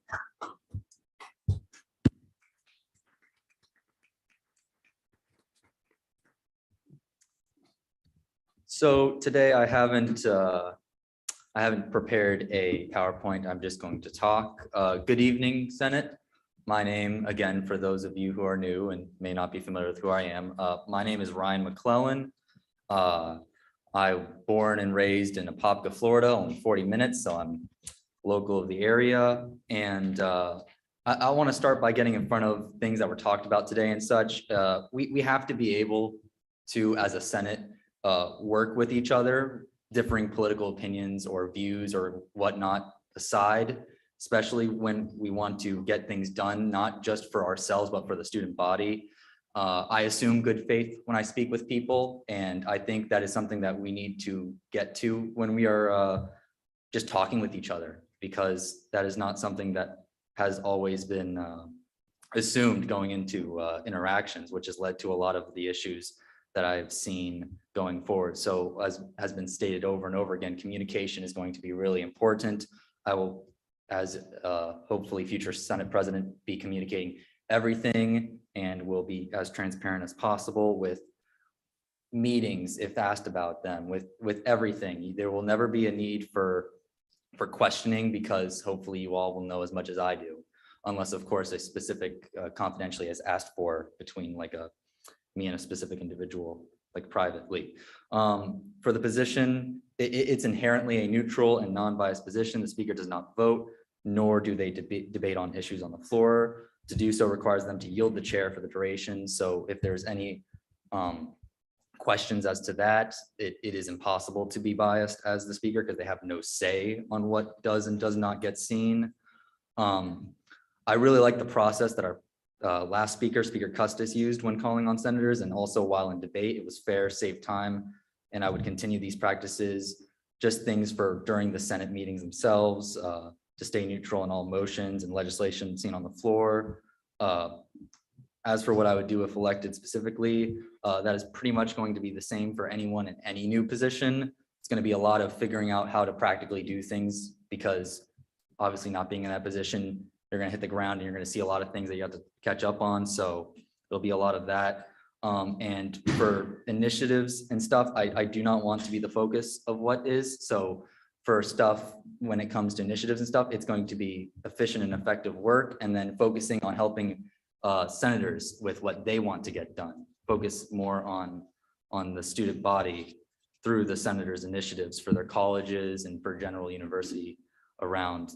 That'll be the priorities. And I want the office of the Student Senate President to work as best as it can so that nobody has to think twice about coming to anybody in the office, whether it be the Senate President or any of the legislative assistants.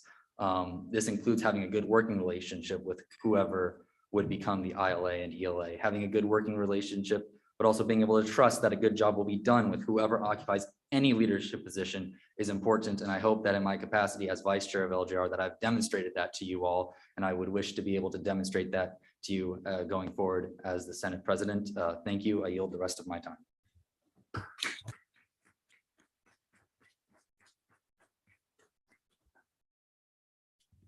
Senator Holmes.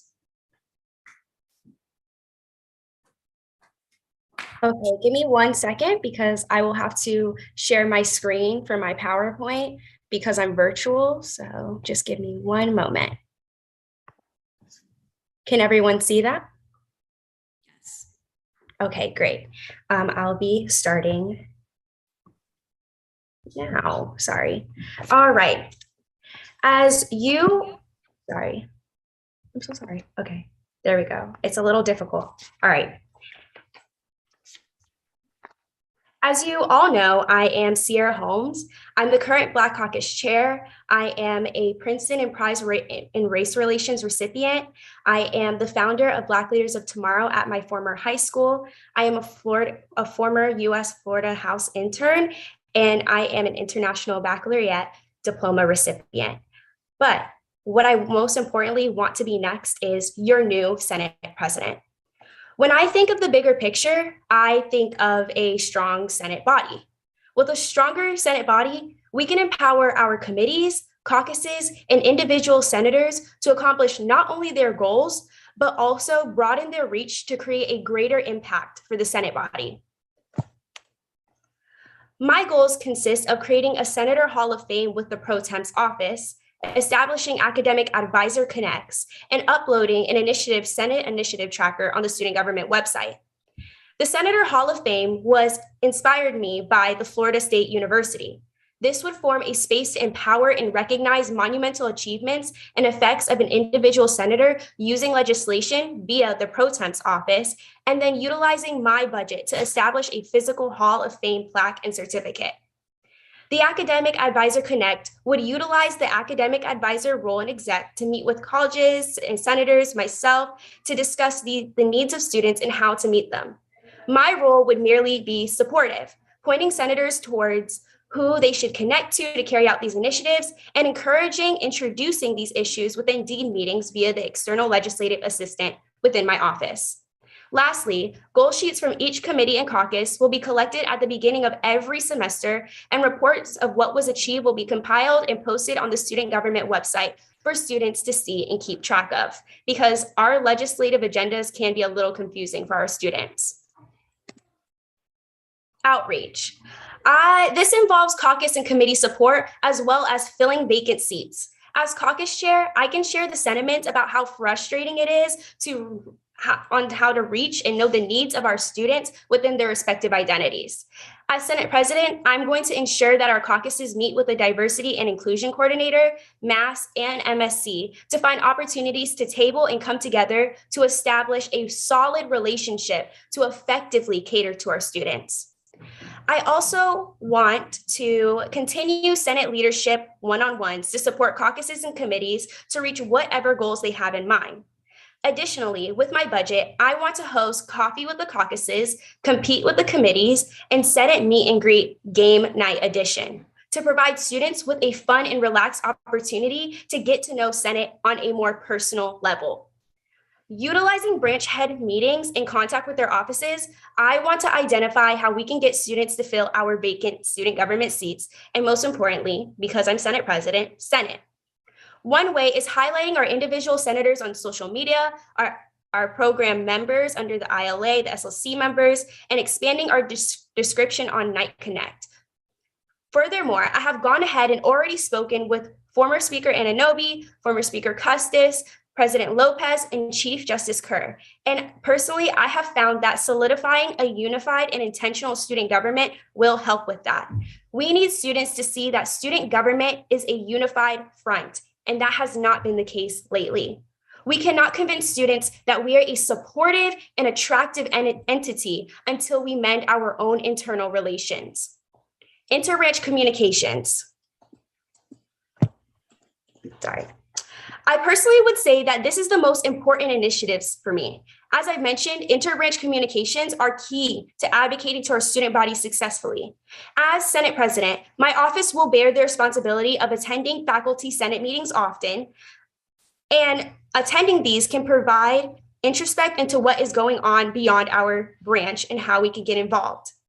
As a branch head, I want to ensure that we include respective caucuses and committees like SBA and branch head statement creations. God forbid another tragedy befalls our country.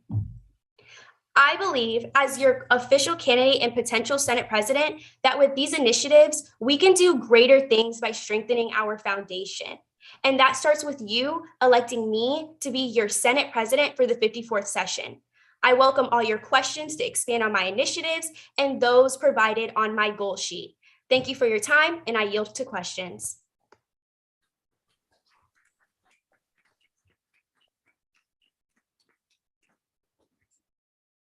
So we are now in line for questioning. Yes, it's gonna be 30 minutes, and then it's gonna go Chair Hall, Chair Mcclellan, and then, or Chair Hall, Senator McClellan, Senator Hall, Senator McClellan, Senator Holmes. That's where we're gonna go. And the time starts now. So, Senator Uea. Can I direct a question to just Chair Hall? No, we're gonna have questions Okay. to all candidates. How do you guys think you will ensure balancing all the other things you're involved in outside of student government with being the Senate President? So yeah, so my RSO involvement is something that I'm particularly proud of that I've done every year. I intend to continue to do so, but more specifically, I have discussed the possibility, should I become the Senate President, of stepping down as president of the RSO that I am president of, being College Democrats. There is an opportunity for me to stay on that exec board as an ex officio member through our constitution, but that would take at least the primary leadership role off of that. I do not intend to resign as treasurer of the Cuban American Student Association. It's a very important RSO to me, and one that I will have more than enough time to carry out the duties of. So going into the fall will be like the busiest semester for me. I will be a part of the marching nights, which is a heavy commitment, but it is mostly on Monday, Wednesday, Friday evenings, and then Saturday game days. So aside from that, I will have classes and this. So I will be on campus either at my class or probably in the office to be doing the responsibilities of the Senate President. Hi, so to answer your question, I'm not only involved in student government, but I'm in BSU, I'm a lead scholar, and you can see that I had quite a lot on my very first PowerPoint slide. And I can tell you, as a former IB student, time management was crucial to getting our IB diploma and being successful. And through going through that program and balancing an internship, a part-time job, and student government this past year, I am more than confident to say that while I am no longer in my internship because I've been there for a while, that I will have more time to dedicate to student government, and I already have dedicated a lot of that time. So it would be more than easy to be able to time manage this position. Senator DeMarla, and then we'll start with Senator McClellan, Senator Holmes, and Senator Hall. Could you guys all elaborate on one of the biggest criticisms you've faced and what you've grown and learned from it?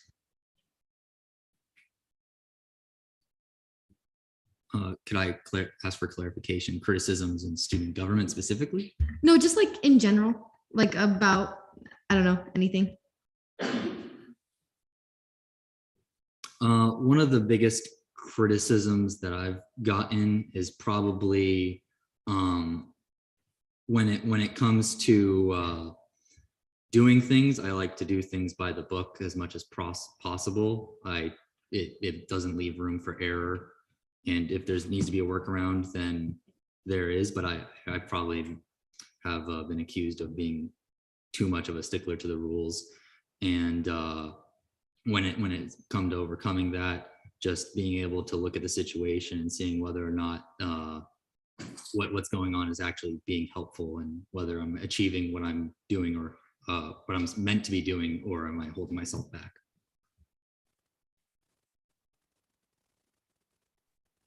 So I would say one of the biggest criticisms that I faced is my age. If you don't know, I'm 19 years old, and a lot of people, even some family members, tell me that I do too much. Like not as in actions, but as in involvement. But me, I took that and I understood that, and I've learned how to sometimes slow down.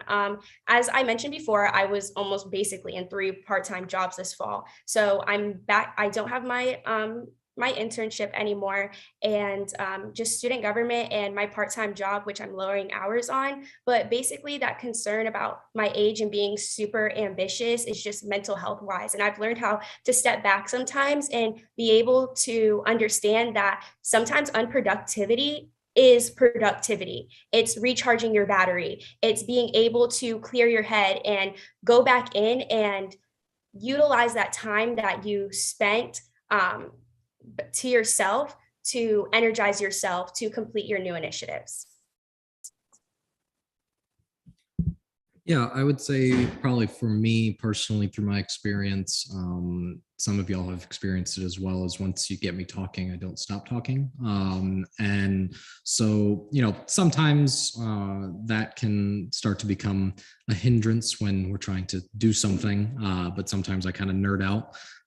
But yeah, I would say probably my biggest thing is that, and necessarily in relation to then making sure that whoever I am engaging with can also contribute to the conversation.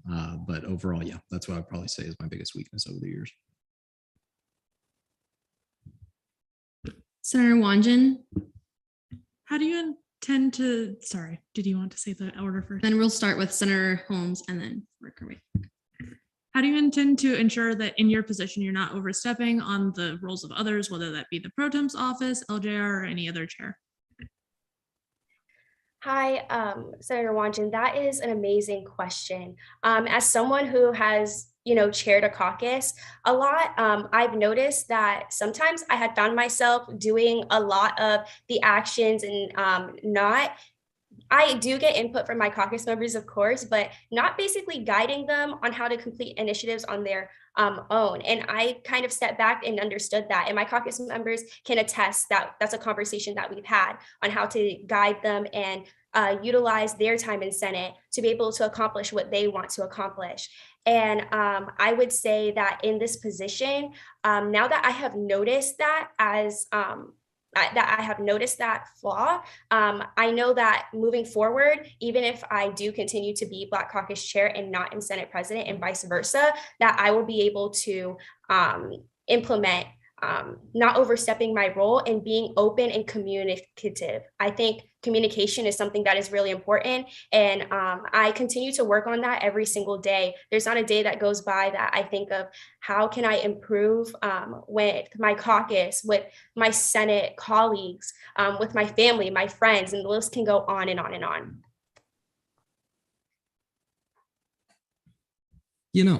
So I think one of the biggest things that's going to be important for the next Senate president is the ability to work collaboratively with others. I think that through my experience, both outside of Senate and as the GAP chair, I've always maintained that it's a collaborative process, even if you are the one in charge. My philosophy when it came specifically to the GAP committee is that I am the first among equals, that the input of every committee member is valued.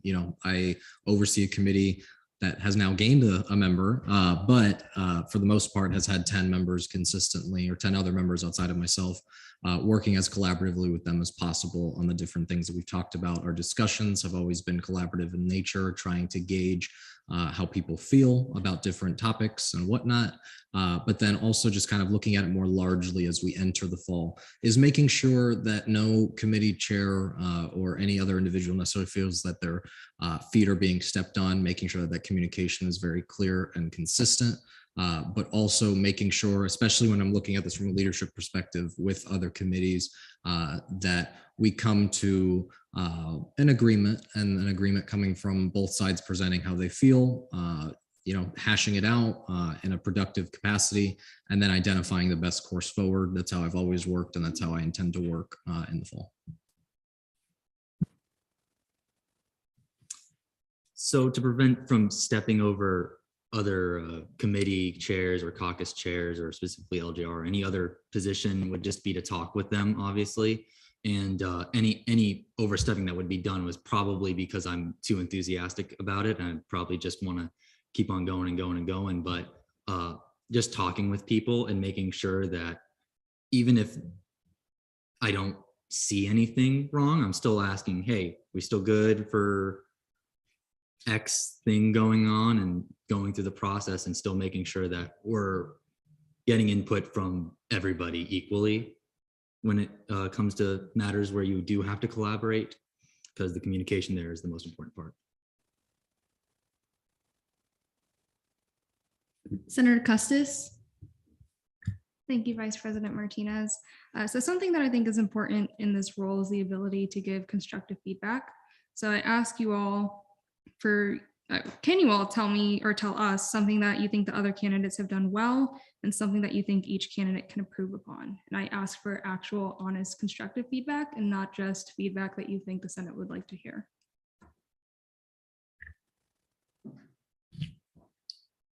Nice. Okay. So I appreciate the question. I will start with Senator Mcclellan, who I always tell people on paper, we should probably be at each other's throats all the time, him being in college Republicans, myself in college Democrats.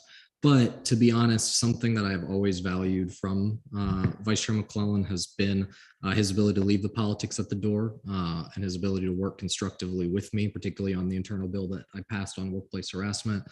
He was actually the one with me when I talked to Brody about what the process of how to go about making a bill like that would be. He's always in the office, eager to work with everyone. It sounds like sometimes too excited, but generally speaking, excited. And then I guess at least a constructive criticism has been, I think that there's a good balance between the letter of the law and the spirit of the law. And I think that sometimes, you want to make sure that the spirit of the law is factored in. I would put to specifics, at least when it comes to, I have felt at times LJR policy being a little strict and things of that nature, but I also understand it's the nature of the job. But at the end of the day, I've always been able to work constructively with Vice Chair Mcclellan. And so that's kind of how I feel about that. And then when it comes to Senator Holmes, I've always had great respect for Senator Holmes. I would say something that's definitely been positive in my interactions has always been not just her ability to work with the other members of the Black Caucus to move things forward, to engage with different caucuses, including the Disability Caucus that they did recently on a bill, but just their openness to talking to individuals. And then, I guess constructive feedback, I would just say sometimes that collaborative nature can feel one-sided in terms of if everyone is represented at the table, or if it's the specific goal of Senator Holmes.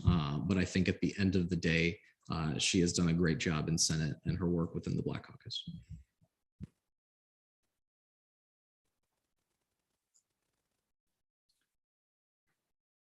I am not the best at constructive criticism. I always find it hard to criticize people because I can only point out obvious things. So I'll start with Chair Hall because I've interacted with him more. Every interaction I've had with him has been great. I'd often walk into the office and see him sitting at the computer desks, and has a bunch of GAP committee stuff up and election voter registration stuff, and he's always working on that. And sometimes he'll mention my name and we'll talk about that stuff. So I really appreciate that he's willing to collaborate. I mean, like you said, on paper, we'd probably be at each other's throats if you look at that and not know who we are, but constructive criticism. I don't have much criticism. I'd say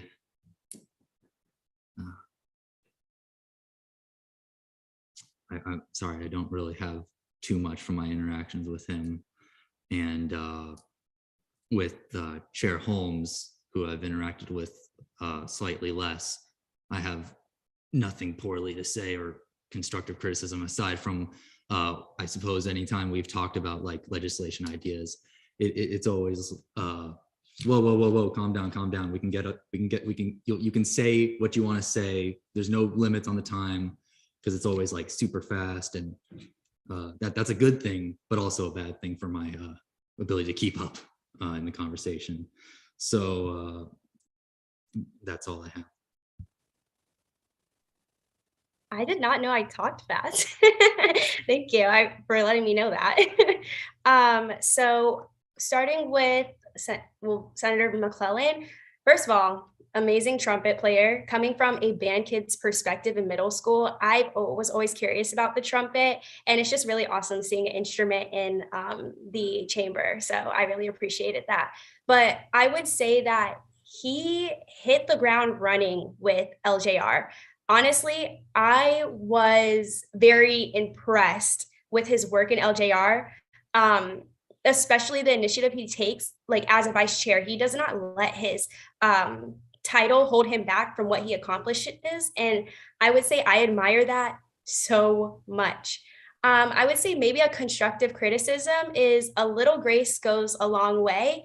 I know that sometimes we can be harsh on ourselves. And I think that Ryan is an amazing person and he is an amazing vice chair. And I would say that's the only constructive criticism I could give him. For Dylan, extremely ambitious, to say the least. I look forward to his GAP committee announcements all the time because I'm, politically involved. So I admire all the work that he does as chair. I showed up to GAP yesterday. I came a little late because I just got out of work, but I was able to tell GAP about my favorite science fiction book. And I appreciated that in member discussion. That was cool. But I would say that for constructive criticism, it's a little difficult. I would say a balance, between seriousness and humorous maybe, but that's all that I have for constructive criticism.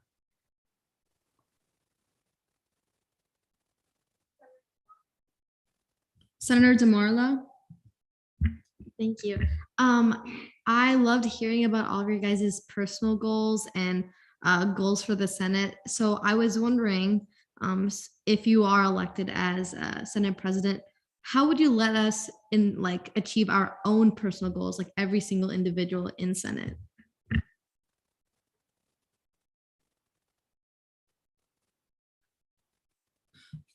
Yeah, so in what my speech was, I said I wanted to focus on more of the student body and through the senator's personal initiatives more than mine.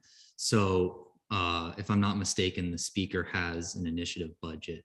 So talking with committees, caucuses, individual senators on, and it doesn't have to be including that, just on anything that they want to get done in any way that I could connect people and just help brainstorm, obviously not in a just a wall to bounce ideas off of, because sometimes that's all you need. I know more often than not, I need not necessarily somebody to help me figure it out, but somebody to be there to help me bounce ideas off of. So I would like to be that person and just always be there to help in any way if there's communication that needs to be just with this with senators to make sure that what they want to be done is getting done if they can do it. Hi, Senator Marla. That was an amazing question. And I want to point back to, my PowerPoint and my goal sheet. On my PowerPoint and goal sheet, I mentioned Academic Advisor Connects, Senate Leadership One-on-Ones, and the Senate Initiative Tracker. Starting with, the Academic Advisor Connects, we're all appointed to a college. And for some reason, I found that not many of people from the College of Sciences has contacted me about their academic problems. So I also think that if we connect with the academic advisor, we'll be able to expand on what's going on and our understanding of what's going on in our student body. With the Senate Leadership One-on-Ones, I will not lie, former Speaker Custis did that, and I gained so much insight as a leader from having that Senate Leadership One-on-One with her. And I don't want to just do Senate Leadership One-on-Ones. I would definitely want to do Senate One-on-Ones, having a form, what can I do for you form. I didn't mention this on my goal sheet or PowerPoint because I wanted to keep it simple and straight to the point. However, that would basically say, what am I doing? How can I help you more? Do you have any constructive criticism? Open a calendar so that you can meet with me. I will be dedicating a lot of time to this position so that I am able to work with senators one-on-one. And lastly, the Senate Initiatives Tracker. I will be able to see what committees, caucuses, and what they're doing. And I want to be able to attend their meetings as well. I think that's extremely important. Even though I may not be able to sit on all the caucuses, I want to be able to attend their meetings in my capacity as Senate President. And with that Senate Initiatives Tracker, I'll be able to see what the committees and caucuses are planning to do for the 54th session and check on them periodically. Sometimes we can step into bumps in the road and not be able to know how to continue that. And I think that with my experience as being a senator since October 2021, I have some experience, but I want to also be able to have group think with senators and come up with different ways that we can tackle initiatives, not just individual senators, but like I said, committees and caucuses. Yeah, so I think the heart of it before you get to any sort of initiatives or policy is maintaining active communication with the different senators, particularly understanding why each and every one of us is here. I think that there's a lot of us who know some of us, and then some people know others, but there's a general lack of that cohesiveness, that almost family-like mentality of how we view each other and engage with each other. And I think that the first step before doing any type of policy is making sure that people are comfortable, not just talking to the Senate president, but talking to others as well. Because what you start to learn is Senator Trainer's Strode initiative is something that Senator Almanar has always been interested in. That was a hypothetical, I'm not putting them on the spot, but we see these connections start to form through engaging with each other and realizing, oh, you like transportation too? Oh, you like sustainability? Those are the kinds of things that begin those conversations amongst each other. And so when it comes specifically to the Senate president, I view this partially being kind of that one-on-one wellness, not necessarily checkup, but meeting one-on-one with the Senate president and each senator. Thankfully, in the fall, I'm taking 3 classes total, one of them being online. So I will have a lot of free time to have those one-on-ones with everyone that I'd love to have in person to get to understand people better. Before we even get to the initiatives, just learn who you are and why you're here, because a lot of times that engagement and that understanding will then lead to these are the things that I am passionate about and why I'm passionate about these things. I know that there's a lot of people that are passionate about different things, but I want to understand why they are and how we can actually use that person's strengths through my understanding of that person, whether they're introverted, extroverted, whatever it might be, to understand what is the best maximized way we can get this advocacy across. And then that's where policies, things like an initiative tracker that I think would be a great idea. Something else that I had is specifically initiatives, not so much initiative tracker, but a event/opportunity tracker that is open to all of Senate that would involve events happening all across campus that you're welcome to go to, as well as different opportunities coming from different colleges. All these things culminate into having a place where everyone can see these initiatives, but also making sure that that individual connection is happening so that when these initiatives are going through, there's passion behind them.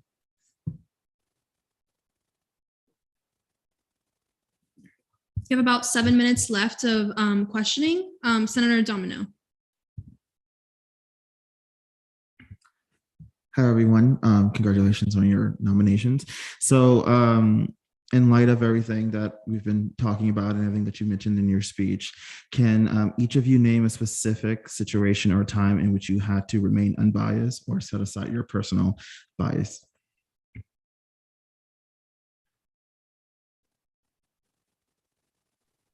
Okay, so wait, okay, yes, my turn. Sorry. Okay, so a time that I had to be unbiased. Okay, so you may not know, but I am a summer camp counselor. I have been since I was 16, and I still am now. I have to be unbiased all the time, literally all the time, every minute of the day. I have someone coming up to me, Miss Sierra, can you, somebody hit me? And I'm like, okay, so I bring the other person, I see both sides, and we talk and we communicate. A lot of things that I do with the children is I let them know that if you don't like something that someone does, you communicate to them. I'm pretty sure they don't understand that that's how you made them feel, but that goes into a whole nother branch of just children in general. But unbiased, yeah, I have to be unbiased all the time with conflicts between children ages literally two to 12, because I'm not just a summer camp counselor, but as my time in my part-time job, I float in between different preschool and infant 1-year-old, 2-year-old classrooms.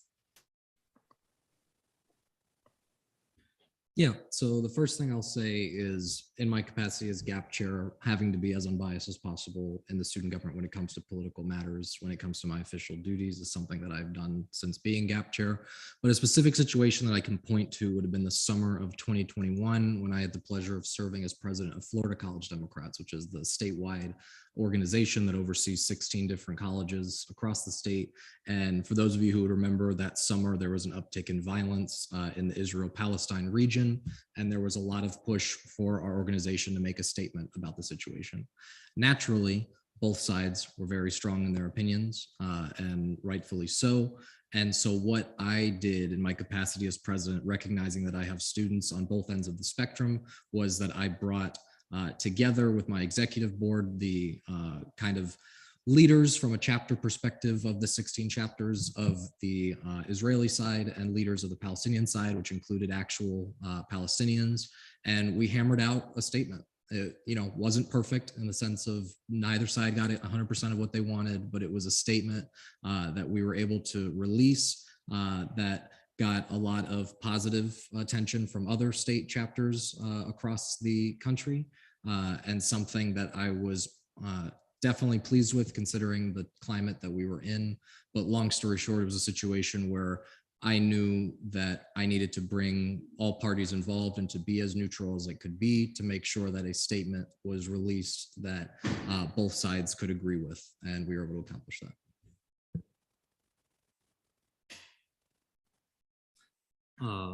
Honestly, the time I'm going to choose was going to be earlier this session in LJR when we were seeing a lot of censures and things like that. I had to be unbiased because what we were supposed to do was vote on the merits, not whether we think it was good or not. So when it came to the merit, I would vote, and then I'd vote a different way on the Senate floor, because the Senate floor is where we would decide whether or not we want to pass this, not whether or not it should even be seen. So in LJR being voting on the merit only. Great. Senator Sabula, and we have 3 minutes left of questioning. Hi, so I just wanted to know if y'all could, well, there's 3 of y'all, so this might get complicated, but could you all answer 1 or 2 different duties and powers of the Senate president that are in the statutes? Yeah, so one of them being that I cannot sit on any committee, and the other one being that I cannot chair when legislation I have written is being seen on the floor. The Senate president is responsible for the clerical duties of legislation, signing on internal bills, and yeah, those are 2. So the Senate president has to announce resignations within 1 week of enactment and has to take chair every legislative day, appoints the ILA, ELA, all that jazz. Senator Guell. Hi, I have 2 questions, if I may. Okay, no worries. I'll just ask one. What do you guys all have planned to accomplish within your first 30 days of office, should you be elected into the Speaker's office? So I wish to have talked to as many senators one-on-one as I possibly can, and to make the rounds in committees and caucuses and getting a feel for what I'm going to need to be doing aside from just the requirements of the speaker and what I can do to help with facilitating anything that the Senate wants to go and do. I would say something that's number 1 to me is my assistants, the internal legislative assistant and the external legislative assistant. I think that's just very important because the duties of the speaker, as you see in Title III, are pretty long. And the external legislative assistant and the internal legislative, assistant will help with a lot of the roles that I have to fulfill as Senate president. So that's one of them. Another one is my one-on-ones. I want to start as soon as possible learning what my leadership wants to do and helping them learn how to execute it so that we hit the ground running when fall comes. Yeah, definitely the deputies, but also trying to plan a meeting with the other branch heads to kind of get a feel, especially as we enter the fall, about what kind of culture we want from student government going forward. I view this in many ways as kind of a blank slate of what to see from student government as a whole. And I think that trying to set up a meeting like that as soon as possible is going to be beneficial so that every branch is in cohesion on an overall message of what we want to do. So the time has elapsed. We are now in debate. 30 minutes debate.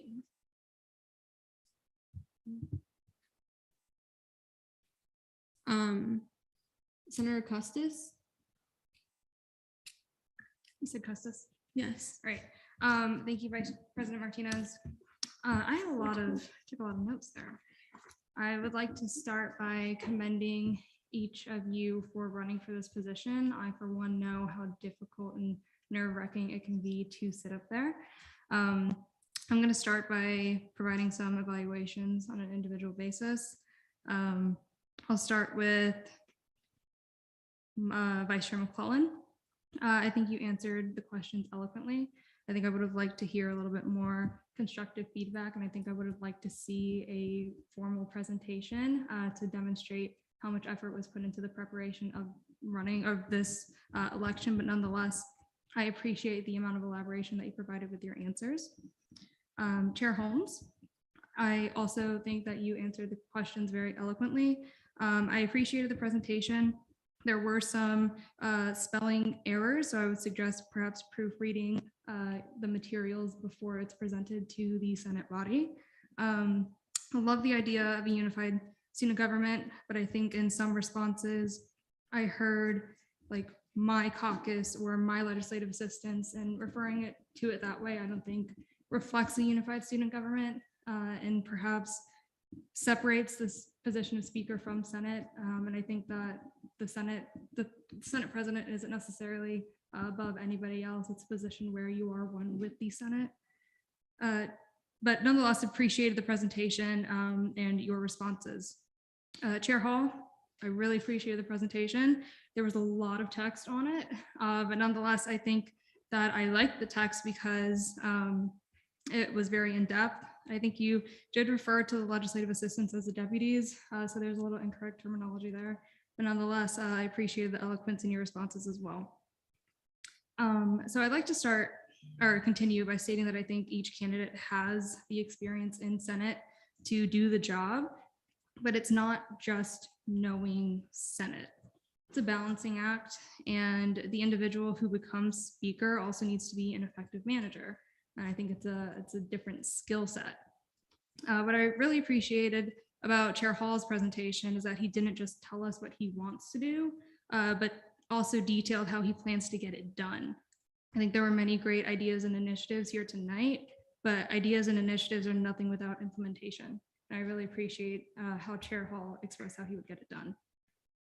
With all things considered, each candidate met with me to prepare for the role and asked me what the speaker does, what they don't do, all the ins and outs of the job. So I commend each and every one of you for taking the time to meet with me and prepare for the role. But I also think that whoever assumes the role needs to be level-headed and emotionally intelligent. I think that each candidate does possess these traits, but I also think that there are levels to it. And I truly think that Chair Hall is the one to lead the Senate in being the most efficient and effective. So I think my vote tonight will be going to Chair Hall. Nonetheless, I think any candidate here would be a successful speaker, and I look forward to transitioning any of you, but my vote will be to Chair Hall, and I encourage you all to vote for Chair Hall as well. Senator Wanjin. I didn't realize I was next. Yeah, I'm a lot of what Senator Custis said, almost said speaker there. I definitely agree with. I will have to echo her sentiment that Chair Hall, in my opinion, is the best for this role. I also really liked the fact that he detailed exactly how he wanted to get every single one of his initiatives done. I'm a little nervous about overstepping with the Pro Temp's office and LJR from the presentation, but I do think that's something that the people in those positions will be able to recognize and let him know when that, if and when that is happening. I do think he had the best set of initiatives, and that I really just appreciated everything he had and that sort of thing. So I will be voting in his favor. Senator Almanar. So I want to start with saying that I appreciate and work very well with all three individuals who were running. But to agree with Senator Wanjin and Senator Custis, I will be supporting Chair Hall in this Senate President election. Not to say that the others aren't qualified, or not to say that they wouldn't succeed in the role, but that right now, Chair Hall would be the most successful in the position. That's it for me. Senator Yalamanchili.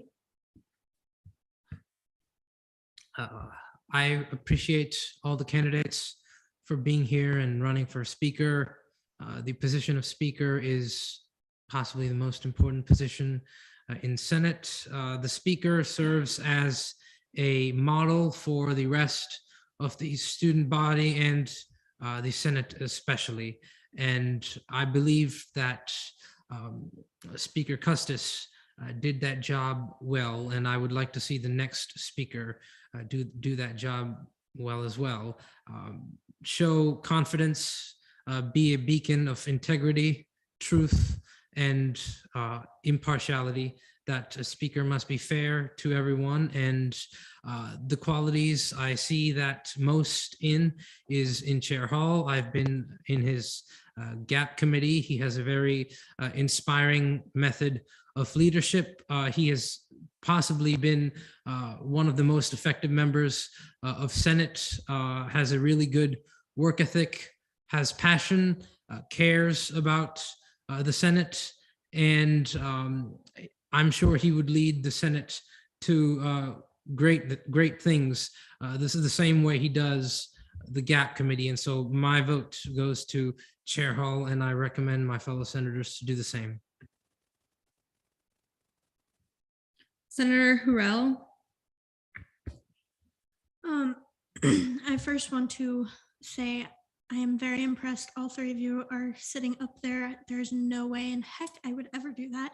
So you guys are very brave, taking on that kind of responsibility, as well as being very passionate for it as well. I will, sorry, I will be voting in favor of Chair Hall. One of the main reasons is I have seen him be very unbiased on the floor, as I don't remember the correct term, but the person who calls the quorum, sorry about that, guys. But and I have seen him be very impartial in many different situations, and you kind of see him staying out of the mess that has been created from Senate and being someone to encourage communication. And I definitely appreciate that. And I think that is something that Senate needs right now. And I believe that he would be the best candidate. Not to say that if Holmes or McClellan do get speaker, that you guys wouldn't be an efficient speaker. But yeah.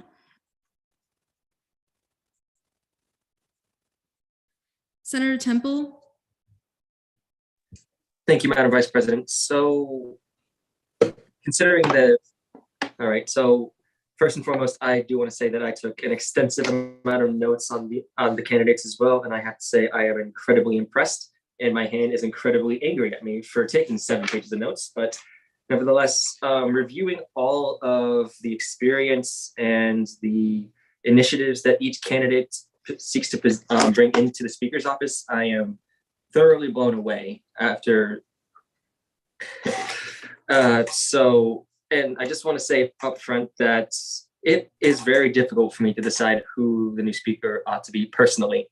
But that being said, I've worked with all 3 candidates to certain extents, and I've enjoyed working with them the entire time. But of the 3 candidates, I have to say that I would be voting in favor of Chair Hall, not just because that he is the gap chair and I'm to his vice chair, but I've seen him in action, and he's just been like an exceptional senator and an exceptional gap chair. And should he be elected into the Speaker's office, Gap will miss him dearly as Gap chair. I yield back. Are there any different opinions or any different debate?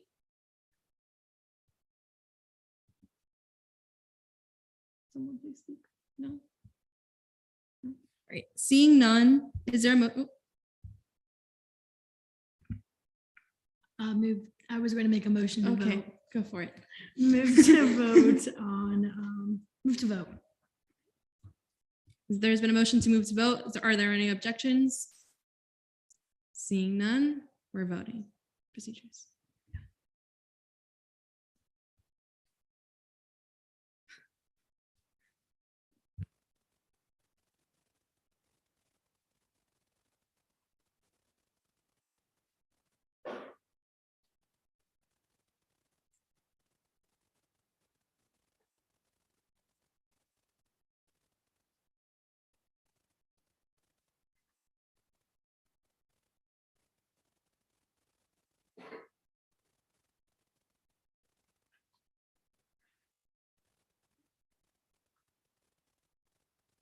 Oh, I don't know. I'm seeing something else here.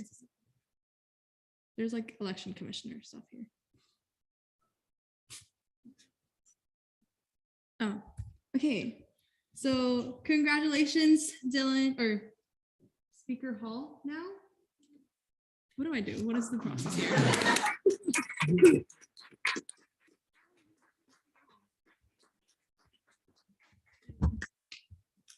This is fun.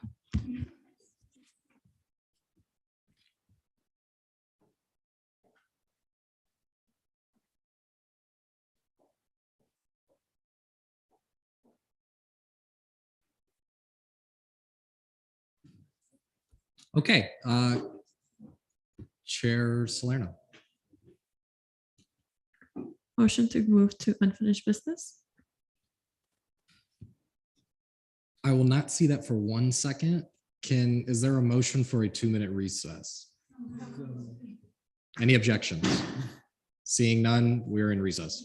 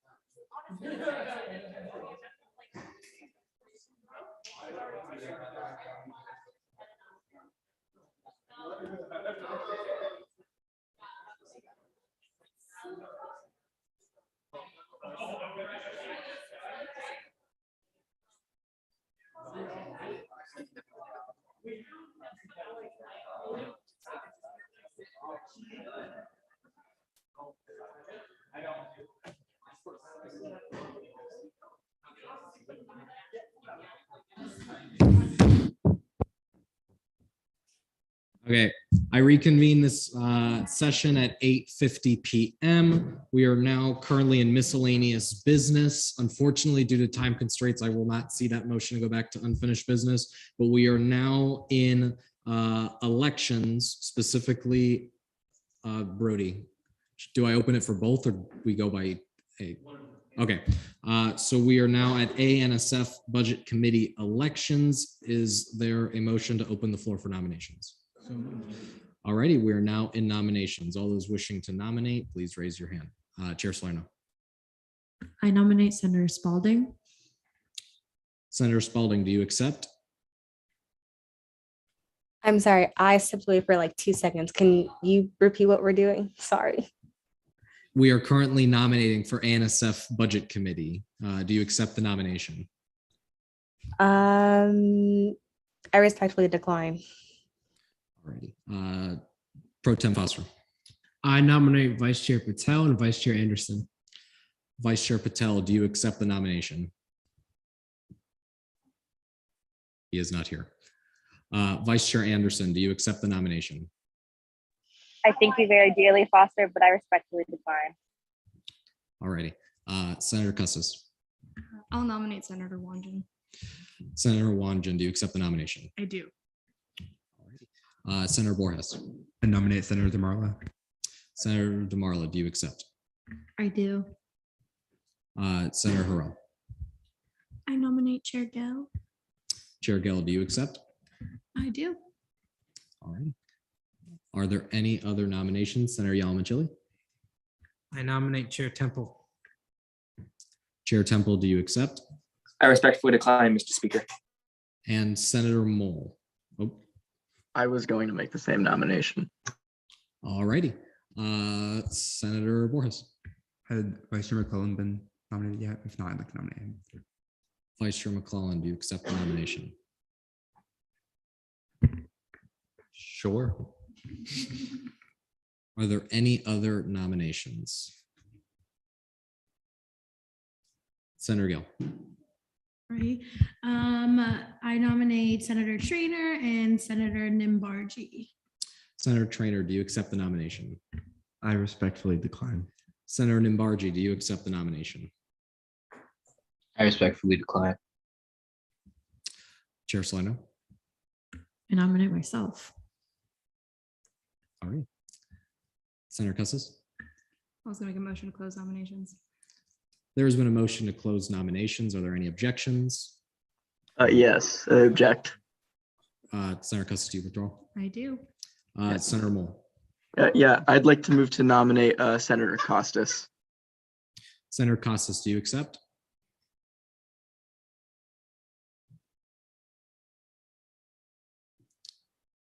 Is Senator Costas with us? I do not believe he is in the chat anymore. Senator Loki, do you have another nomination? Yeah, Senator Millington. Senator Millington, do you accept? I respectfully decline. Well, all righty. Are there any other nominations? Senator Yalamanchili. I nominate Chair Sabula. Chair Sabula, do you accept the nomination? Sure. All righty. Are there any other nominations? Pro Tem Foster. Move to close nominations. There's been a motion to close nominations. Are there any objections? Senator Spaulding, is that an objection? More like a question, not an objection. Do you have to, like, for these, are we doing the whole speech, debate, vote, kind of like we did for speaker? Or are you just voting? We will be doing speech, debate, voting. Okay, thank you. Are there any objections? Seeing none, is there a motion for 5-minute speeches? Oh, Senator Sabula. I'd like to rescind my acceptance. Then I do not want to make a speech. All righty, so noted. Are there any other objections before we move forward? Seeing none, is there a motion for 5-minute speeches, 15-minute questioning, 15-minute debate? Are there any objections? I do. In the interest of, oh, sorry. Do you have a counter motion?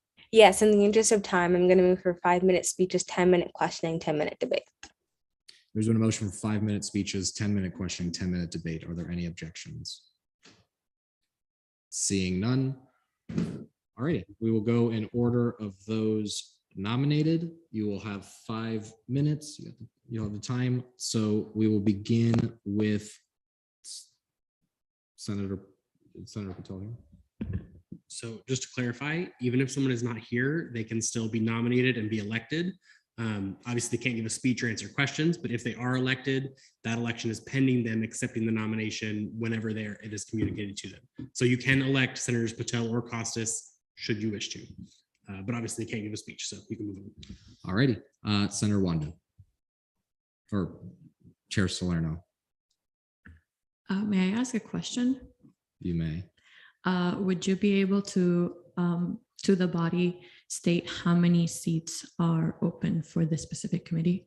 For ANSF, I believe it is 3, correct? If I do you mind if I talk about it real quick? Yeah, go for it. So there are 3 seats as well as an alternate seat. So we'll elect the 3 seats first, and I'll talk about this now, and I'll probably mention it again before voting happens. I went and checked on how voting works for elections like this to make sure we were doing it correctly. And when there are 3 open seats, each senator gets 3 votes.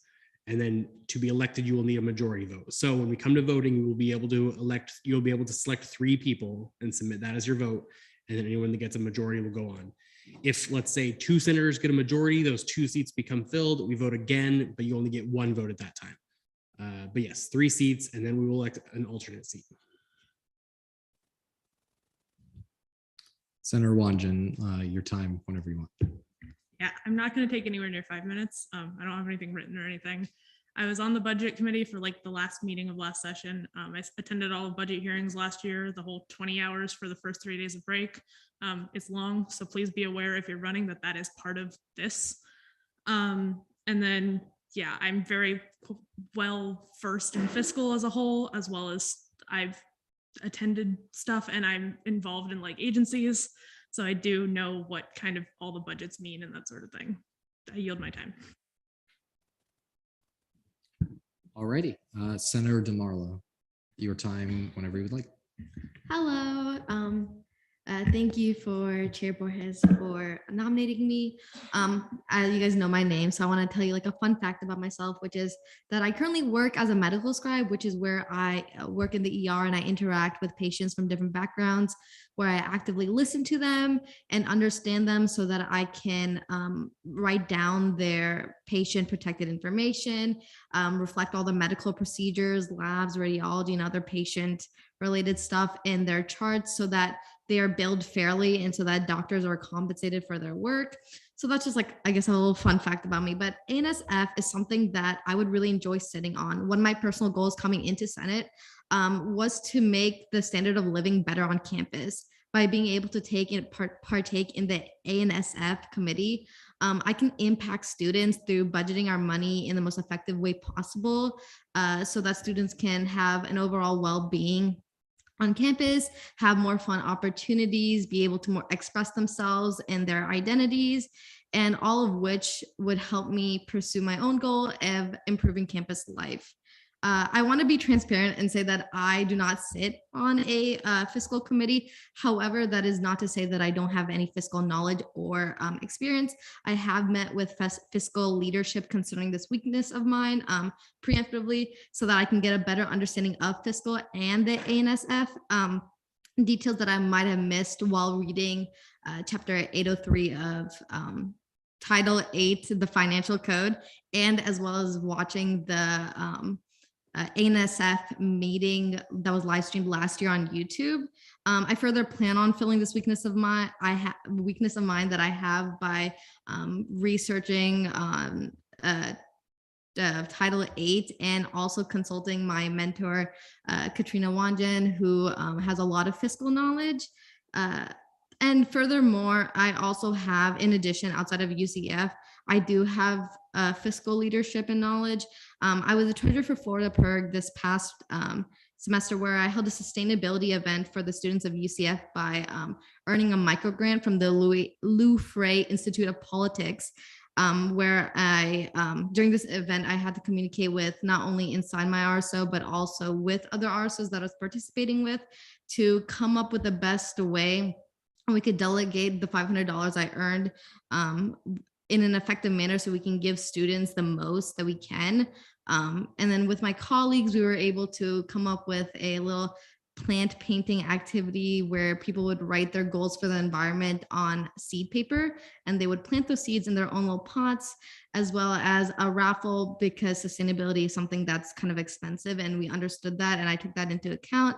So we had a little starter kit which involved a lot of sustainability tools such as steel wool dryer balls, hair and shampoo bars, and much more that were involved. And we gave those to 3 students because I wanted to, with the money, ensure that everyone got the most that they could with this. And for the people that might not be able to usually participate in sustainability initiatives due to financial situations, that's something I wanted to do. So that's a little bit about me, and I hope to get to show you more of me during questioning. Thank you. Alrighty, Senator Gill, whenever you're ready. Yeah, so hi everyone. I was a 53rd senator, so I was able to sit in on the special session and really understand and acquire a greater knowledge of ANSF. I was able to ask questions during the budget, and I really fell in love with that, and I fell in love with fiscal. I've sat on ORS and CRT, so I have a deeper understanding of fiscal knowledge, and I think it would be advantageous for myself to sit on this, just because I feel like this will help me grow fiscally as well, as I do have both a love for internal and fiscal within our student body, I think it's really important for us to truly understand that it's around $11 per credit hour for a student that gets sent into the ANSF committee. And I think that it goes into RSOs, it goes into our late nights, it goes into the ticket booth, student legal services, all resources that we can utilize here on campus. And I am a senior, so I have experienced and utilized almost every single one of those entities within our body. And I think that I could bring a different perspective. I think that, especially considering that since I have been here all 4 years, I do know I've made a lot of diverse relationships that I can ask for input from Volunteer UCF, as one of my friends is involved in Volunteer UCF. Some of my friends work at the RWC, and I'm able to bring a different perspective. I would really appreciate being on this committee. I feel like it would just be awesome. And yeah, I hope you all vote for me. Thank you. Alrighty, Senator McClellan, whenever you're ready. Hello, everybody. Again, I've already spoken probably way too much today, so I'm going to keep it short. Being on FAO, I saw things that like when we were doing our quarterly budget, how over the years, FAO's budget overall for the year has gone down. If I'm not mistaken, because admissions, like we're having higher standards for admissions, we're also admitting less people. So our population, I believe, is a little bit down of like our total enrolled students. So the thing is, money is going to be a little tighter going forward. So I think it'd be really interesting to sit on the committee that's deciding these very important things. And I'd like to have a say to help the students as best as we can when we're going and thinking what are we going to fund and how we're going to allocate our funds. All right, Senator Salerno, whenever you're ready. Hello, everyone. So for those who may not know this, I'm a transfer student. So I transferred over from Valencia College, where I served as the student government president of the Osceola campus. And within my duties of president, I had to sit in the student activities and fee budget committee to represent the student body. I'm not foreign to student advocacy, student body advocacy chair. So my take on this specifically is to make sure that the student voice is involved. And I wrote a speech, so I'm gonna read that because my heart's like beating so quickly. So within my duties as a president, I served as a member of the 2021 budget planning team. Specifically, this team created amendments and oversaw any requests that were created by any departments, specifically for the student activities and service fee budget. We successfully were able to allocate an extra $2,000 to create stipends for those who would not otherwise be compensated for their work within the student development department, thanks to collaboration between myself and the Director of Energy Conservation and Sustainability, Carrie Black. We advocated so there's a 10% increase to the southern region of Valencia College, which includes the Point Siena, the Lake Nona, and my personal favorite, Osceola campus. This was an incredible win for us because a lot of the sustainability initiatives, the sustainability office is located in the West Campus. So a lot of the sustainability initiatives are geared towards the northern part of Valencia College campuses.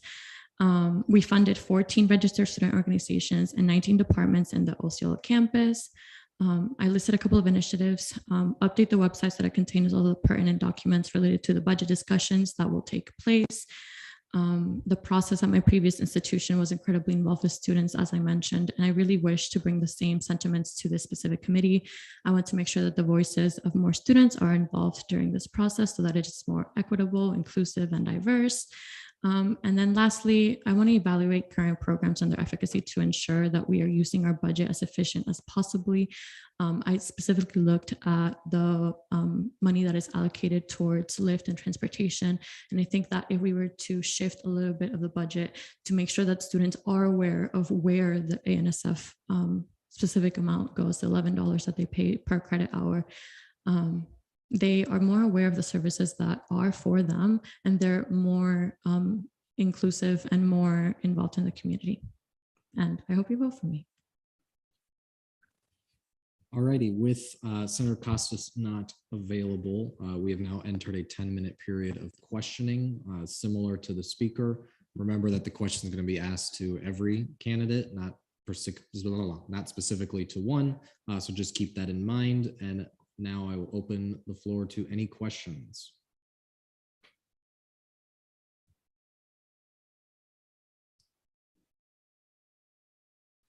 Vice Chair Temple. Thank you, Mr. Speaker. Good evening to all the candidates that are running for this committee, and really happy to see so many people running.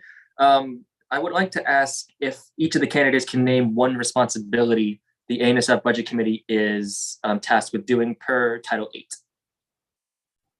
Alrighty, and we'll also be going in order of the nominations. So Senator Warner.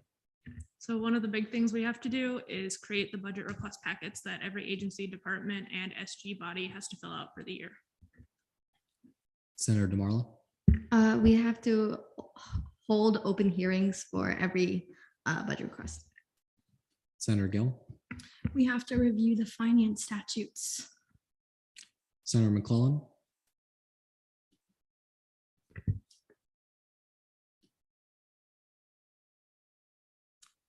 I can't answer that, honestly. I'm sorry. Senator Salerno. Same as my colleague, I can't answer that question. Alrighty, next I will be calling on Senator Mole and then Senator Borges. Yeah, so my question was, out of the ANSF funded entities, are there any that you feel are inadequately funded? Senator DeMarlo. I believe that I think volunteer UCF should be funded a little bit more. I think that they do a bunch of wonderful stuff, and I think that we can definitely spread out to the community more. So I'd like to see them get a little bit more. Senator Gill. Yeah, so something I advocated for in the last budget hearing was there was a cut to homecoming, and that was something that I personally did not want to see, as I believe homecoming is a large tradition on campus. And not only that, it really helps plug students in because you have so many people out. And so I would like to work with homecoming, get more information from the people on homecoming and past homecoming exec members, and see if we could maybe fund that a little more this time. Senator McClellan. So the A&SF budget funds a number of agencies and departments. I'm not really sure of the funding status, as I was not a part of the last year's hearing and I have not looked at the documents. I'm just interested in being a part of the decisions going forward, where the allocations will go with a reduced budget and things like that. I'm not really aware of the current funding status and if any specific thing is overfunded or underfunded. Senator Salerno. Yeah, so I quickly skimmed over the budget earlier today, and I noticed that within the legal services department that we fund, a lot of the money that goes towards legal services is the staff, and there isn't enough money to make sure that students know that legal services is something that is available to them. I believe that for the outreach and specifically for the events, it was less than $5,000 that was allocated for that. The majority went to salaries. And I mean, I understand they're lawyers, they are professionals that have a lot of knowledge, but I think that within the realm of the student body and what legal services can do for them, and based on personal experience of them reaching out to the Hispanic Latinx caucus last year, because of the lack of involvement with students, I think that there's a big discrepancy when it comes to how much more funding they can have so that that outreach is created. Senator Wondren. So I think definitely Senator Gell's statement about homecoming is very accurate. We did cut homecoming by $40,000 from the request last year, which definitely means that the homecoming that was kind of considered to be less than amazing by a lot of students last year is not going to have the chance to improve at all. I also think late nights does not have the opportunity to like separate itself from capital, and some extra funding could do it good. Though I definitely think that last year we gave them exactly what they asked for, or we gave them pretty close to what they asked for. And that did mean that they were, I think, the highest increase in percentage. So that definitely is something we'd be considering, but uncertain of. I also think that definitely one that we could add some money back to as the legislative branch. I know that's us, and like you guys probably don't want to hear me going, Senate needs more money, but we cut CRT by $60,000 last year and FAO by 40. It took the biggest cut of any agency, department, or SG body. I definitely think that giving it back some, especially if CRT and FAO are allocating a lot of money this year, is really important to at least be considering. Alrighty, we are below 4 minutes or below 5 minutes, just so everyone's aware. Senator Borges. May I ask all three of mine? This is relatively quick. Go for it. Okay. Will all of you be here in person all day from December 12th to December 14th? Senator Gill. I will be. Senator McClellan. Depends on the outcome of this election, I suppose. I would be if I get a position, to be clear. Senator Salerno. Yes. Senator Wanjin. Yes. Senator DeMarlo. Yes. Second one, what kind of workers are AMP, USPS, and OPS are? Senator McClellan. I've never heard those acronyms before in my life. I'm sorry. Senator Salerno. I cannot answer that question. Senator Wanjin. OPS are student workers. USPS is staff that is generally administrative, like Jax. And then ANP is more like advisory staff and staff that's working more generally directly with students, like our advisors, Shane and Brody. Senator DeMarlo. Literally the same answer. I guess what I can add is OPS stands for other personal services. So student workers, A&P are going to be administrative assistants, like you said, Jax, and USPS is going to be like just advisors. Senator Gill. I only knew OPS, truthfully, but I do know from the last session that that was a concern brought as there was an increase in OPS in different agencies, and there was a large cut in Senate. So I can give knowledge as to that, but unfortunately, I didn't know the other two. Third question, last one. What are all of the 18 ANSF funded entities? Senator Salerno. I'll name the ones that are on top of my head. So legal services, legislative branch, executive branch, I already said legal services, MSC. I can't remember anymore. Senator Wanjin. Knowing me, I'm probably going to blank on one. All the SG bodies, we have EC, Senate, exec, judicial, ANSF budget committee. Departments, we have OSI, ANSF business office, RWC, student union and student legal services. And then agencies, we have court, CAB, late nights, VUCF, homecoming, nighthon, MSC, and sports club council. That's all of them. Senator DeMarlo. I'm probably going to lose track too. Okay, so court, nighthon, I'm also kind of slow. Volunteer, UCF, MSC, CAB, late nights, homecoming. Is that all? Was that 7 or 8? Court, that's the 8th one. And then we have student union, student legislative services, the ASNF business office, OSI. Oh, MSC. I forgot that. And then we have the student government stuff such as legislative, judicial, election commission, executive, and then the ANSF budget committee. Senator Gill.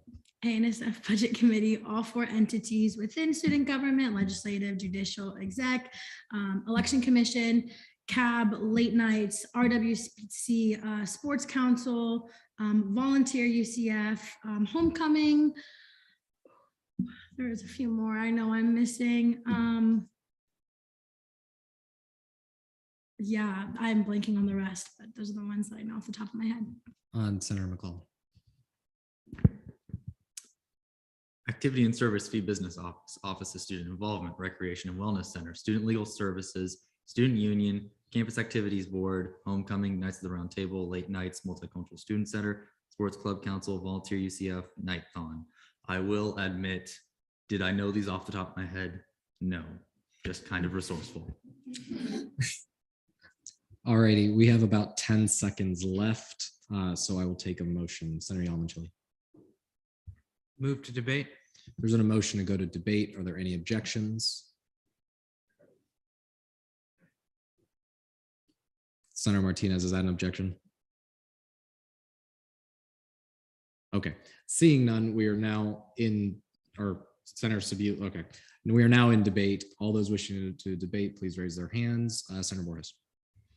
Thank you. So in case you guys didn't know, fiscal chairs, pro tem, and speaker are automatically on. That's why I didn't accept it. But I want to preface for the rest of this by saying I know Chair Gale is someone who has had experience with the budget due to being at the special session. However, not only did she not attend budget hearings last December, despite being in Senate, she's had constant issues with senators in here today that deal heavily with fiscal and have put in a lot of effort into understanding the ANSF budget. I believe in my capacity as CRT chair, due to these issues, she would create unnecessary tension, pointless disagreements, and a divided Senate, which seemed like a huge reason the legislative branch took the most significant cut per percentage for this fiscal year, with CRT taking an $80,000 cut before the special session amendments. She also elected budget committee. I believe it'd be worse off. Out of everyone running, I'd like to see Senator Wanjan, Vice Chair Patel, and Vice Chair Damaro the most. I know Vice Chair Patel is not here, but obviously as my Vice Chair, I've spoken to him a lot. He understands the budget a lot. Surprisingly, I was really surprised. And I also support Salerno and McClellan, but since there's only 3 normal seats and 1 alternate, I'll have to wait for those votes later on to see. But yeah. I would encourage everyone to please try to remain positive during this debate period. I will call next on Vice Chair Temple. Thank you, Mr. Speaker. So I wanted to preface again, I took a lot of notes on these, and again, my hand is killing me, but for the short end of it, I would like to see Senator Wanjan especially in the ANSF Budget Committee, because she has perhaps the most amount of fiscal knowledge I have ever seen out of any senator, not disbarring any other senator who has run for the nomination. I feel like all candidates put forward have more than enough knowledge to adequately navigate the ANSF Budget Committee, but of them, Senator Wanjan would definitely be the most qualified. As for the second and third seats, I would like to see Vice Chair Patel as well, because not only is he my mentee, but I trust Senator Chair Borges in his discussions insofar regarding the budget, and seeing as he is the CRT Vice Chair, I would be remiss if he were not a part of that as well.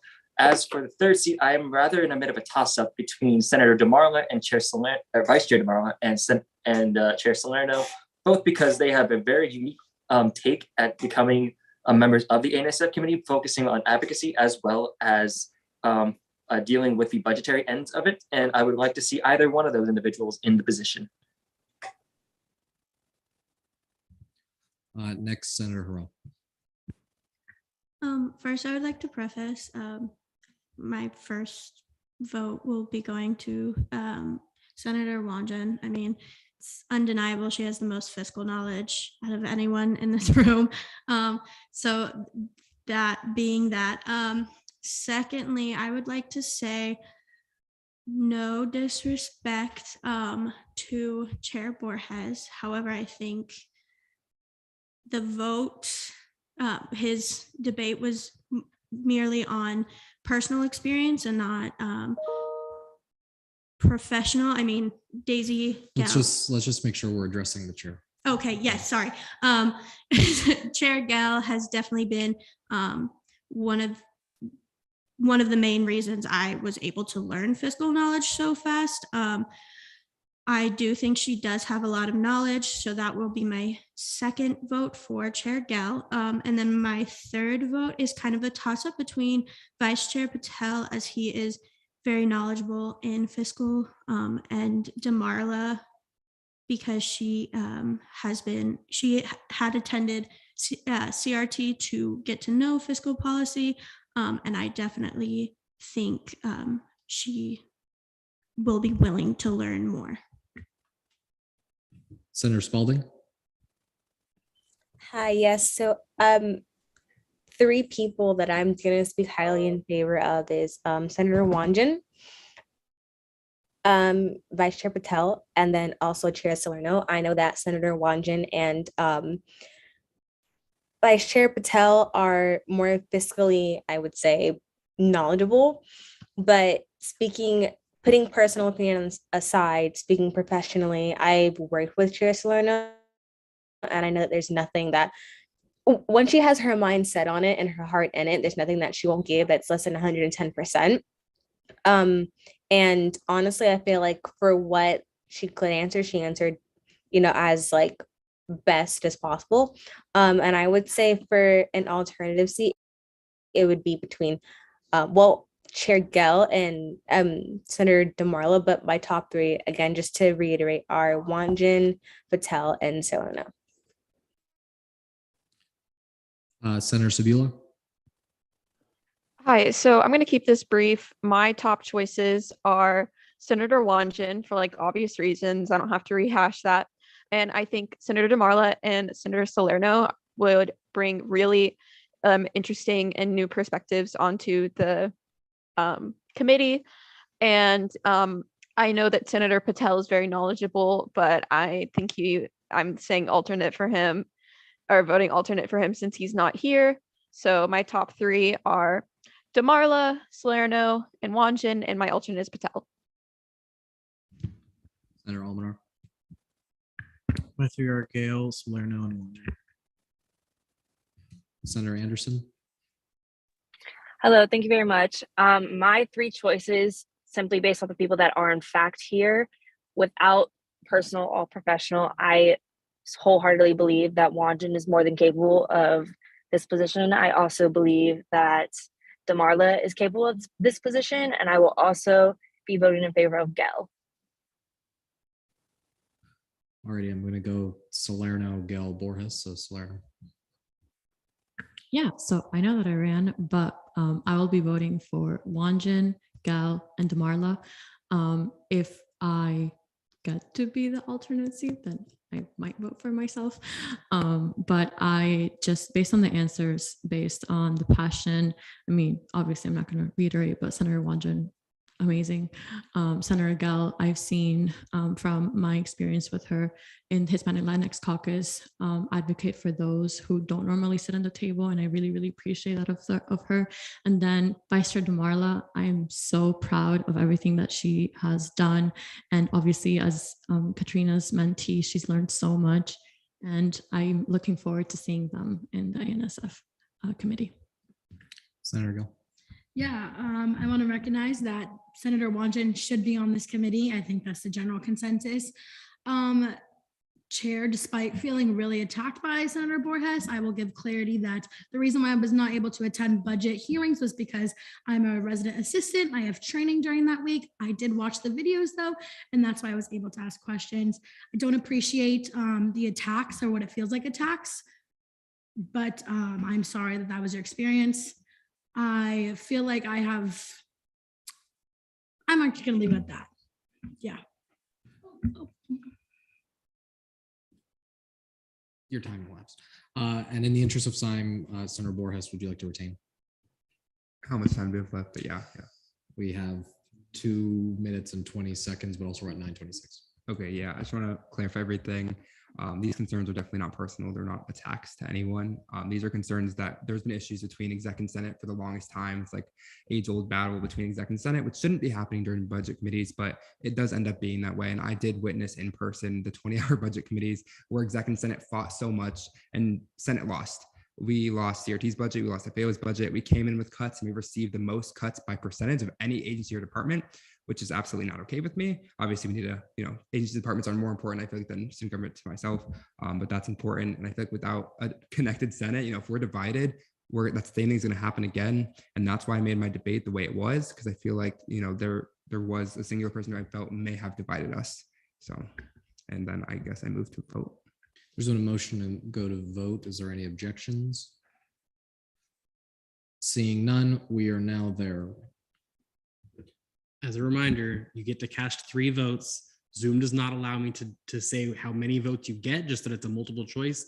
So only vote 3 times. If you vote more than 3 times on Monday, when I look at it, I'm going to be very grumpy. So please vote 3 times. If you would like to vote fewer than 3, that's fine. You only have to cast as few as you want to, but please do not vote more than 3 times.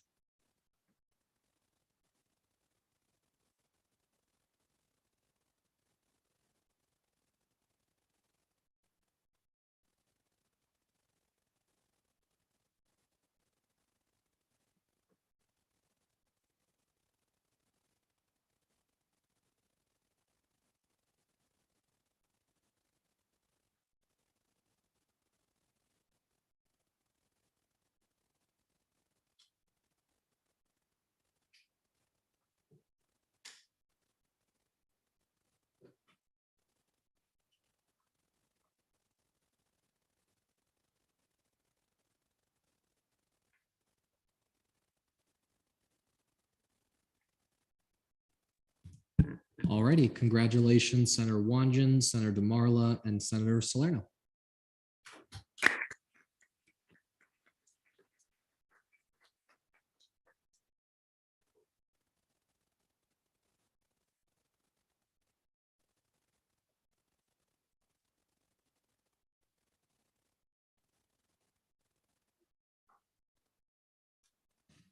Is there a motion to open elections for the alternate seat?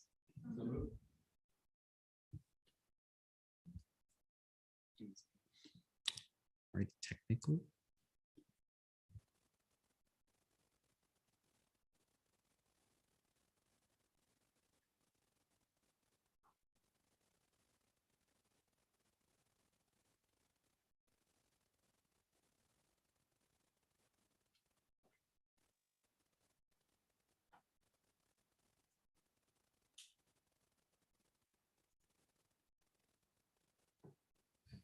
Senator Borges.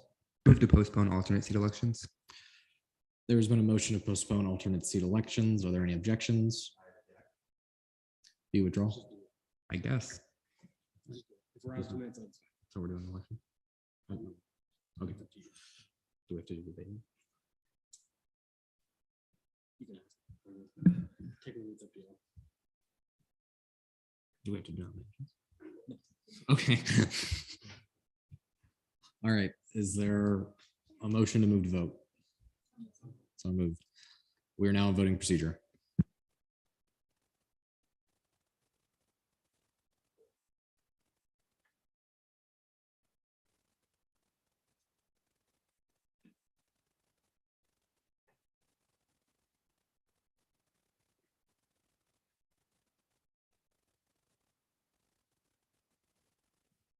All righty. Congratulations, Senator Gill.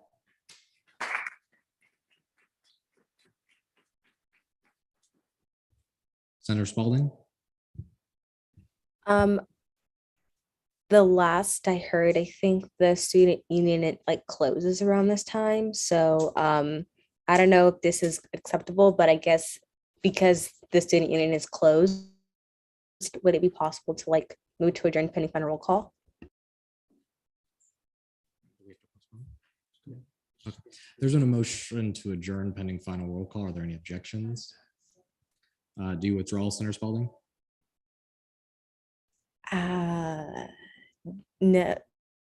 No, yes. Okay. Senator Salerno. Move to postpone scholarship committee elections. There's been a motion to postpone scholarship committee elections. Are there any objections, even though I'm gonna object. It's just gonna go to unfinished business. we didn't? Yeah, we didn't need to do that. Okay. Is there a motion, Senator Wanjin? Move to legislation on first reading so that we can get that remanded. There's a motion to move to legislation on first reading. Are there any objections? Seeing none, we are now there. Looking at internal legislation, notice of legislation on first reading, constitutional amendments, none, bills, internal bill 5421 is remanded to LJR, internal bill 5422 is remanded to LJR, and internal bill 5423 is remanded to ENA. Is there a motion? Senator Custis. For my last time as a senator, move to adjourn pending final roll call. There's been a motion to adjourn pending final roll call. Are there any objections? Seeing none, we are now there. Chair Ure.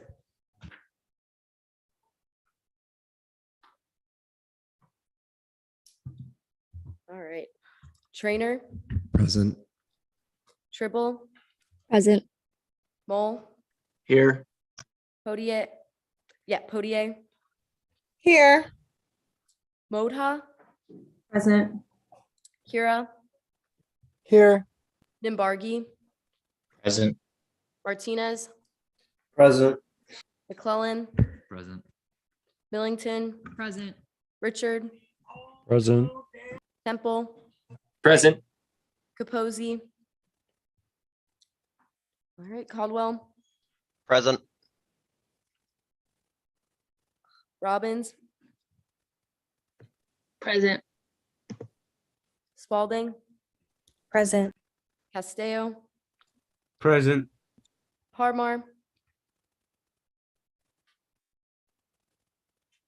Simcoe, Present. Wanjin, Present. Domino, Present. Foster, Present. Custis, Present. Beaumont, Here. Becerra, Gale, Present. Yalamanchili, Present. Samuel, Heightskill, sorry. Here. Demarla, Here. Patel, Uchoa, Harrell, Present. Borges, Here. Almanar, Present. Anderson, Present. Sabula, Present. Hall, Here. Holmes,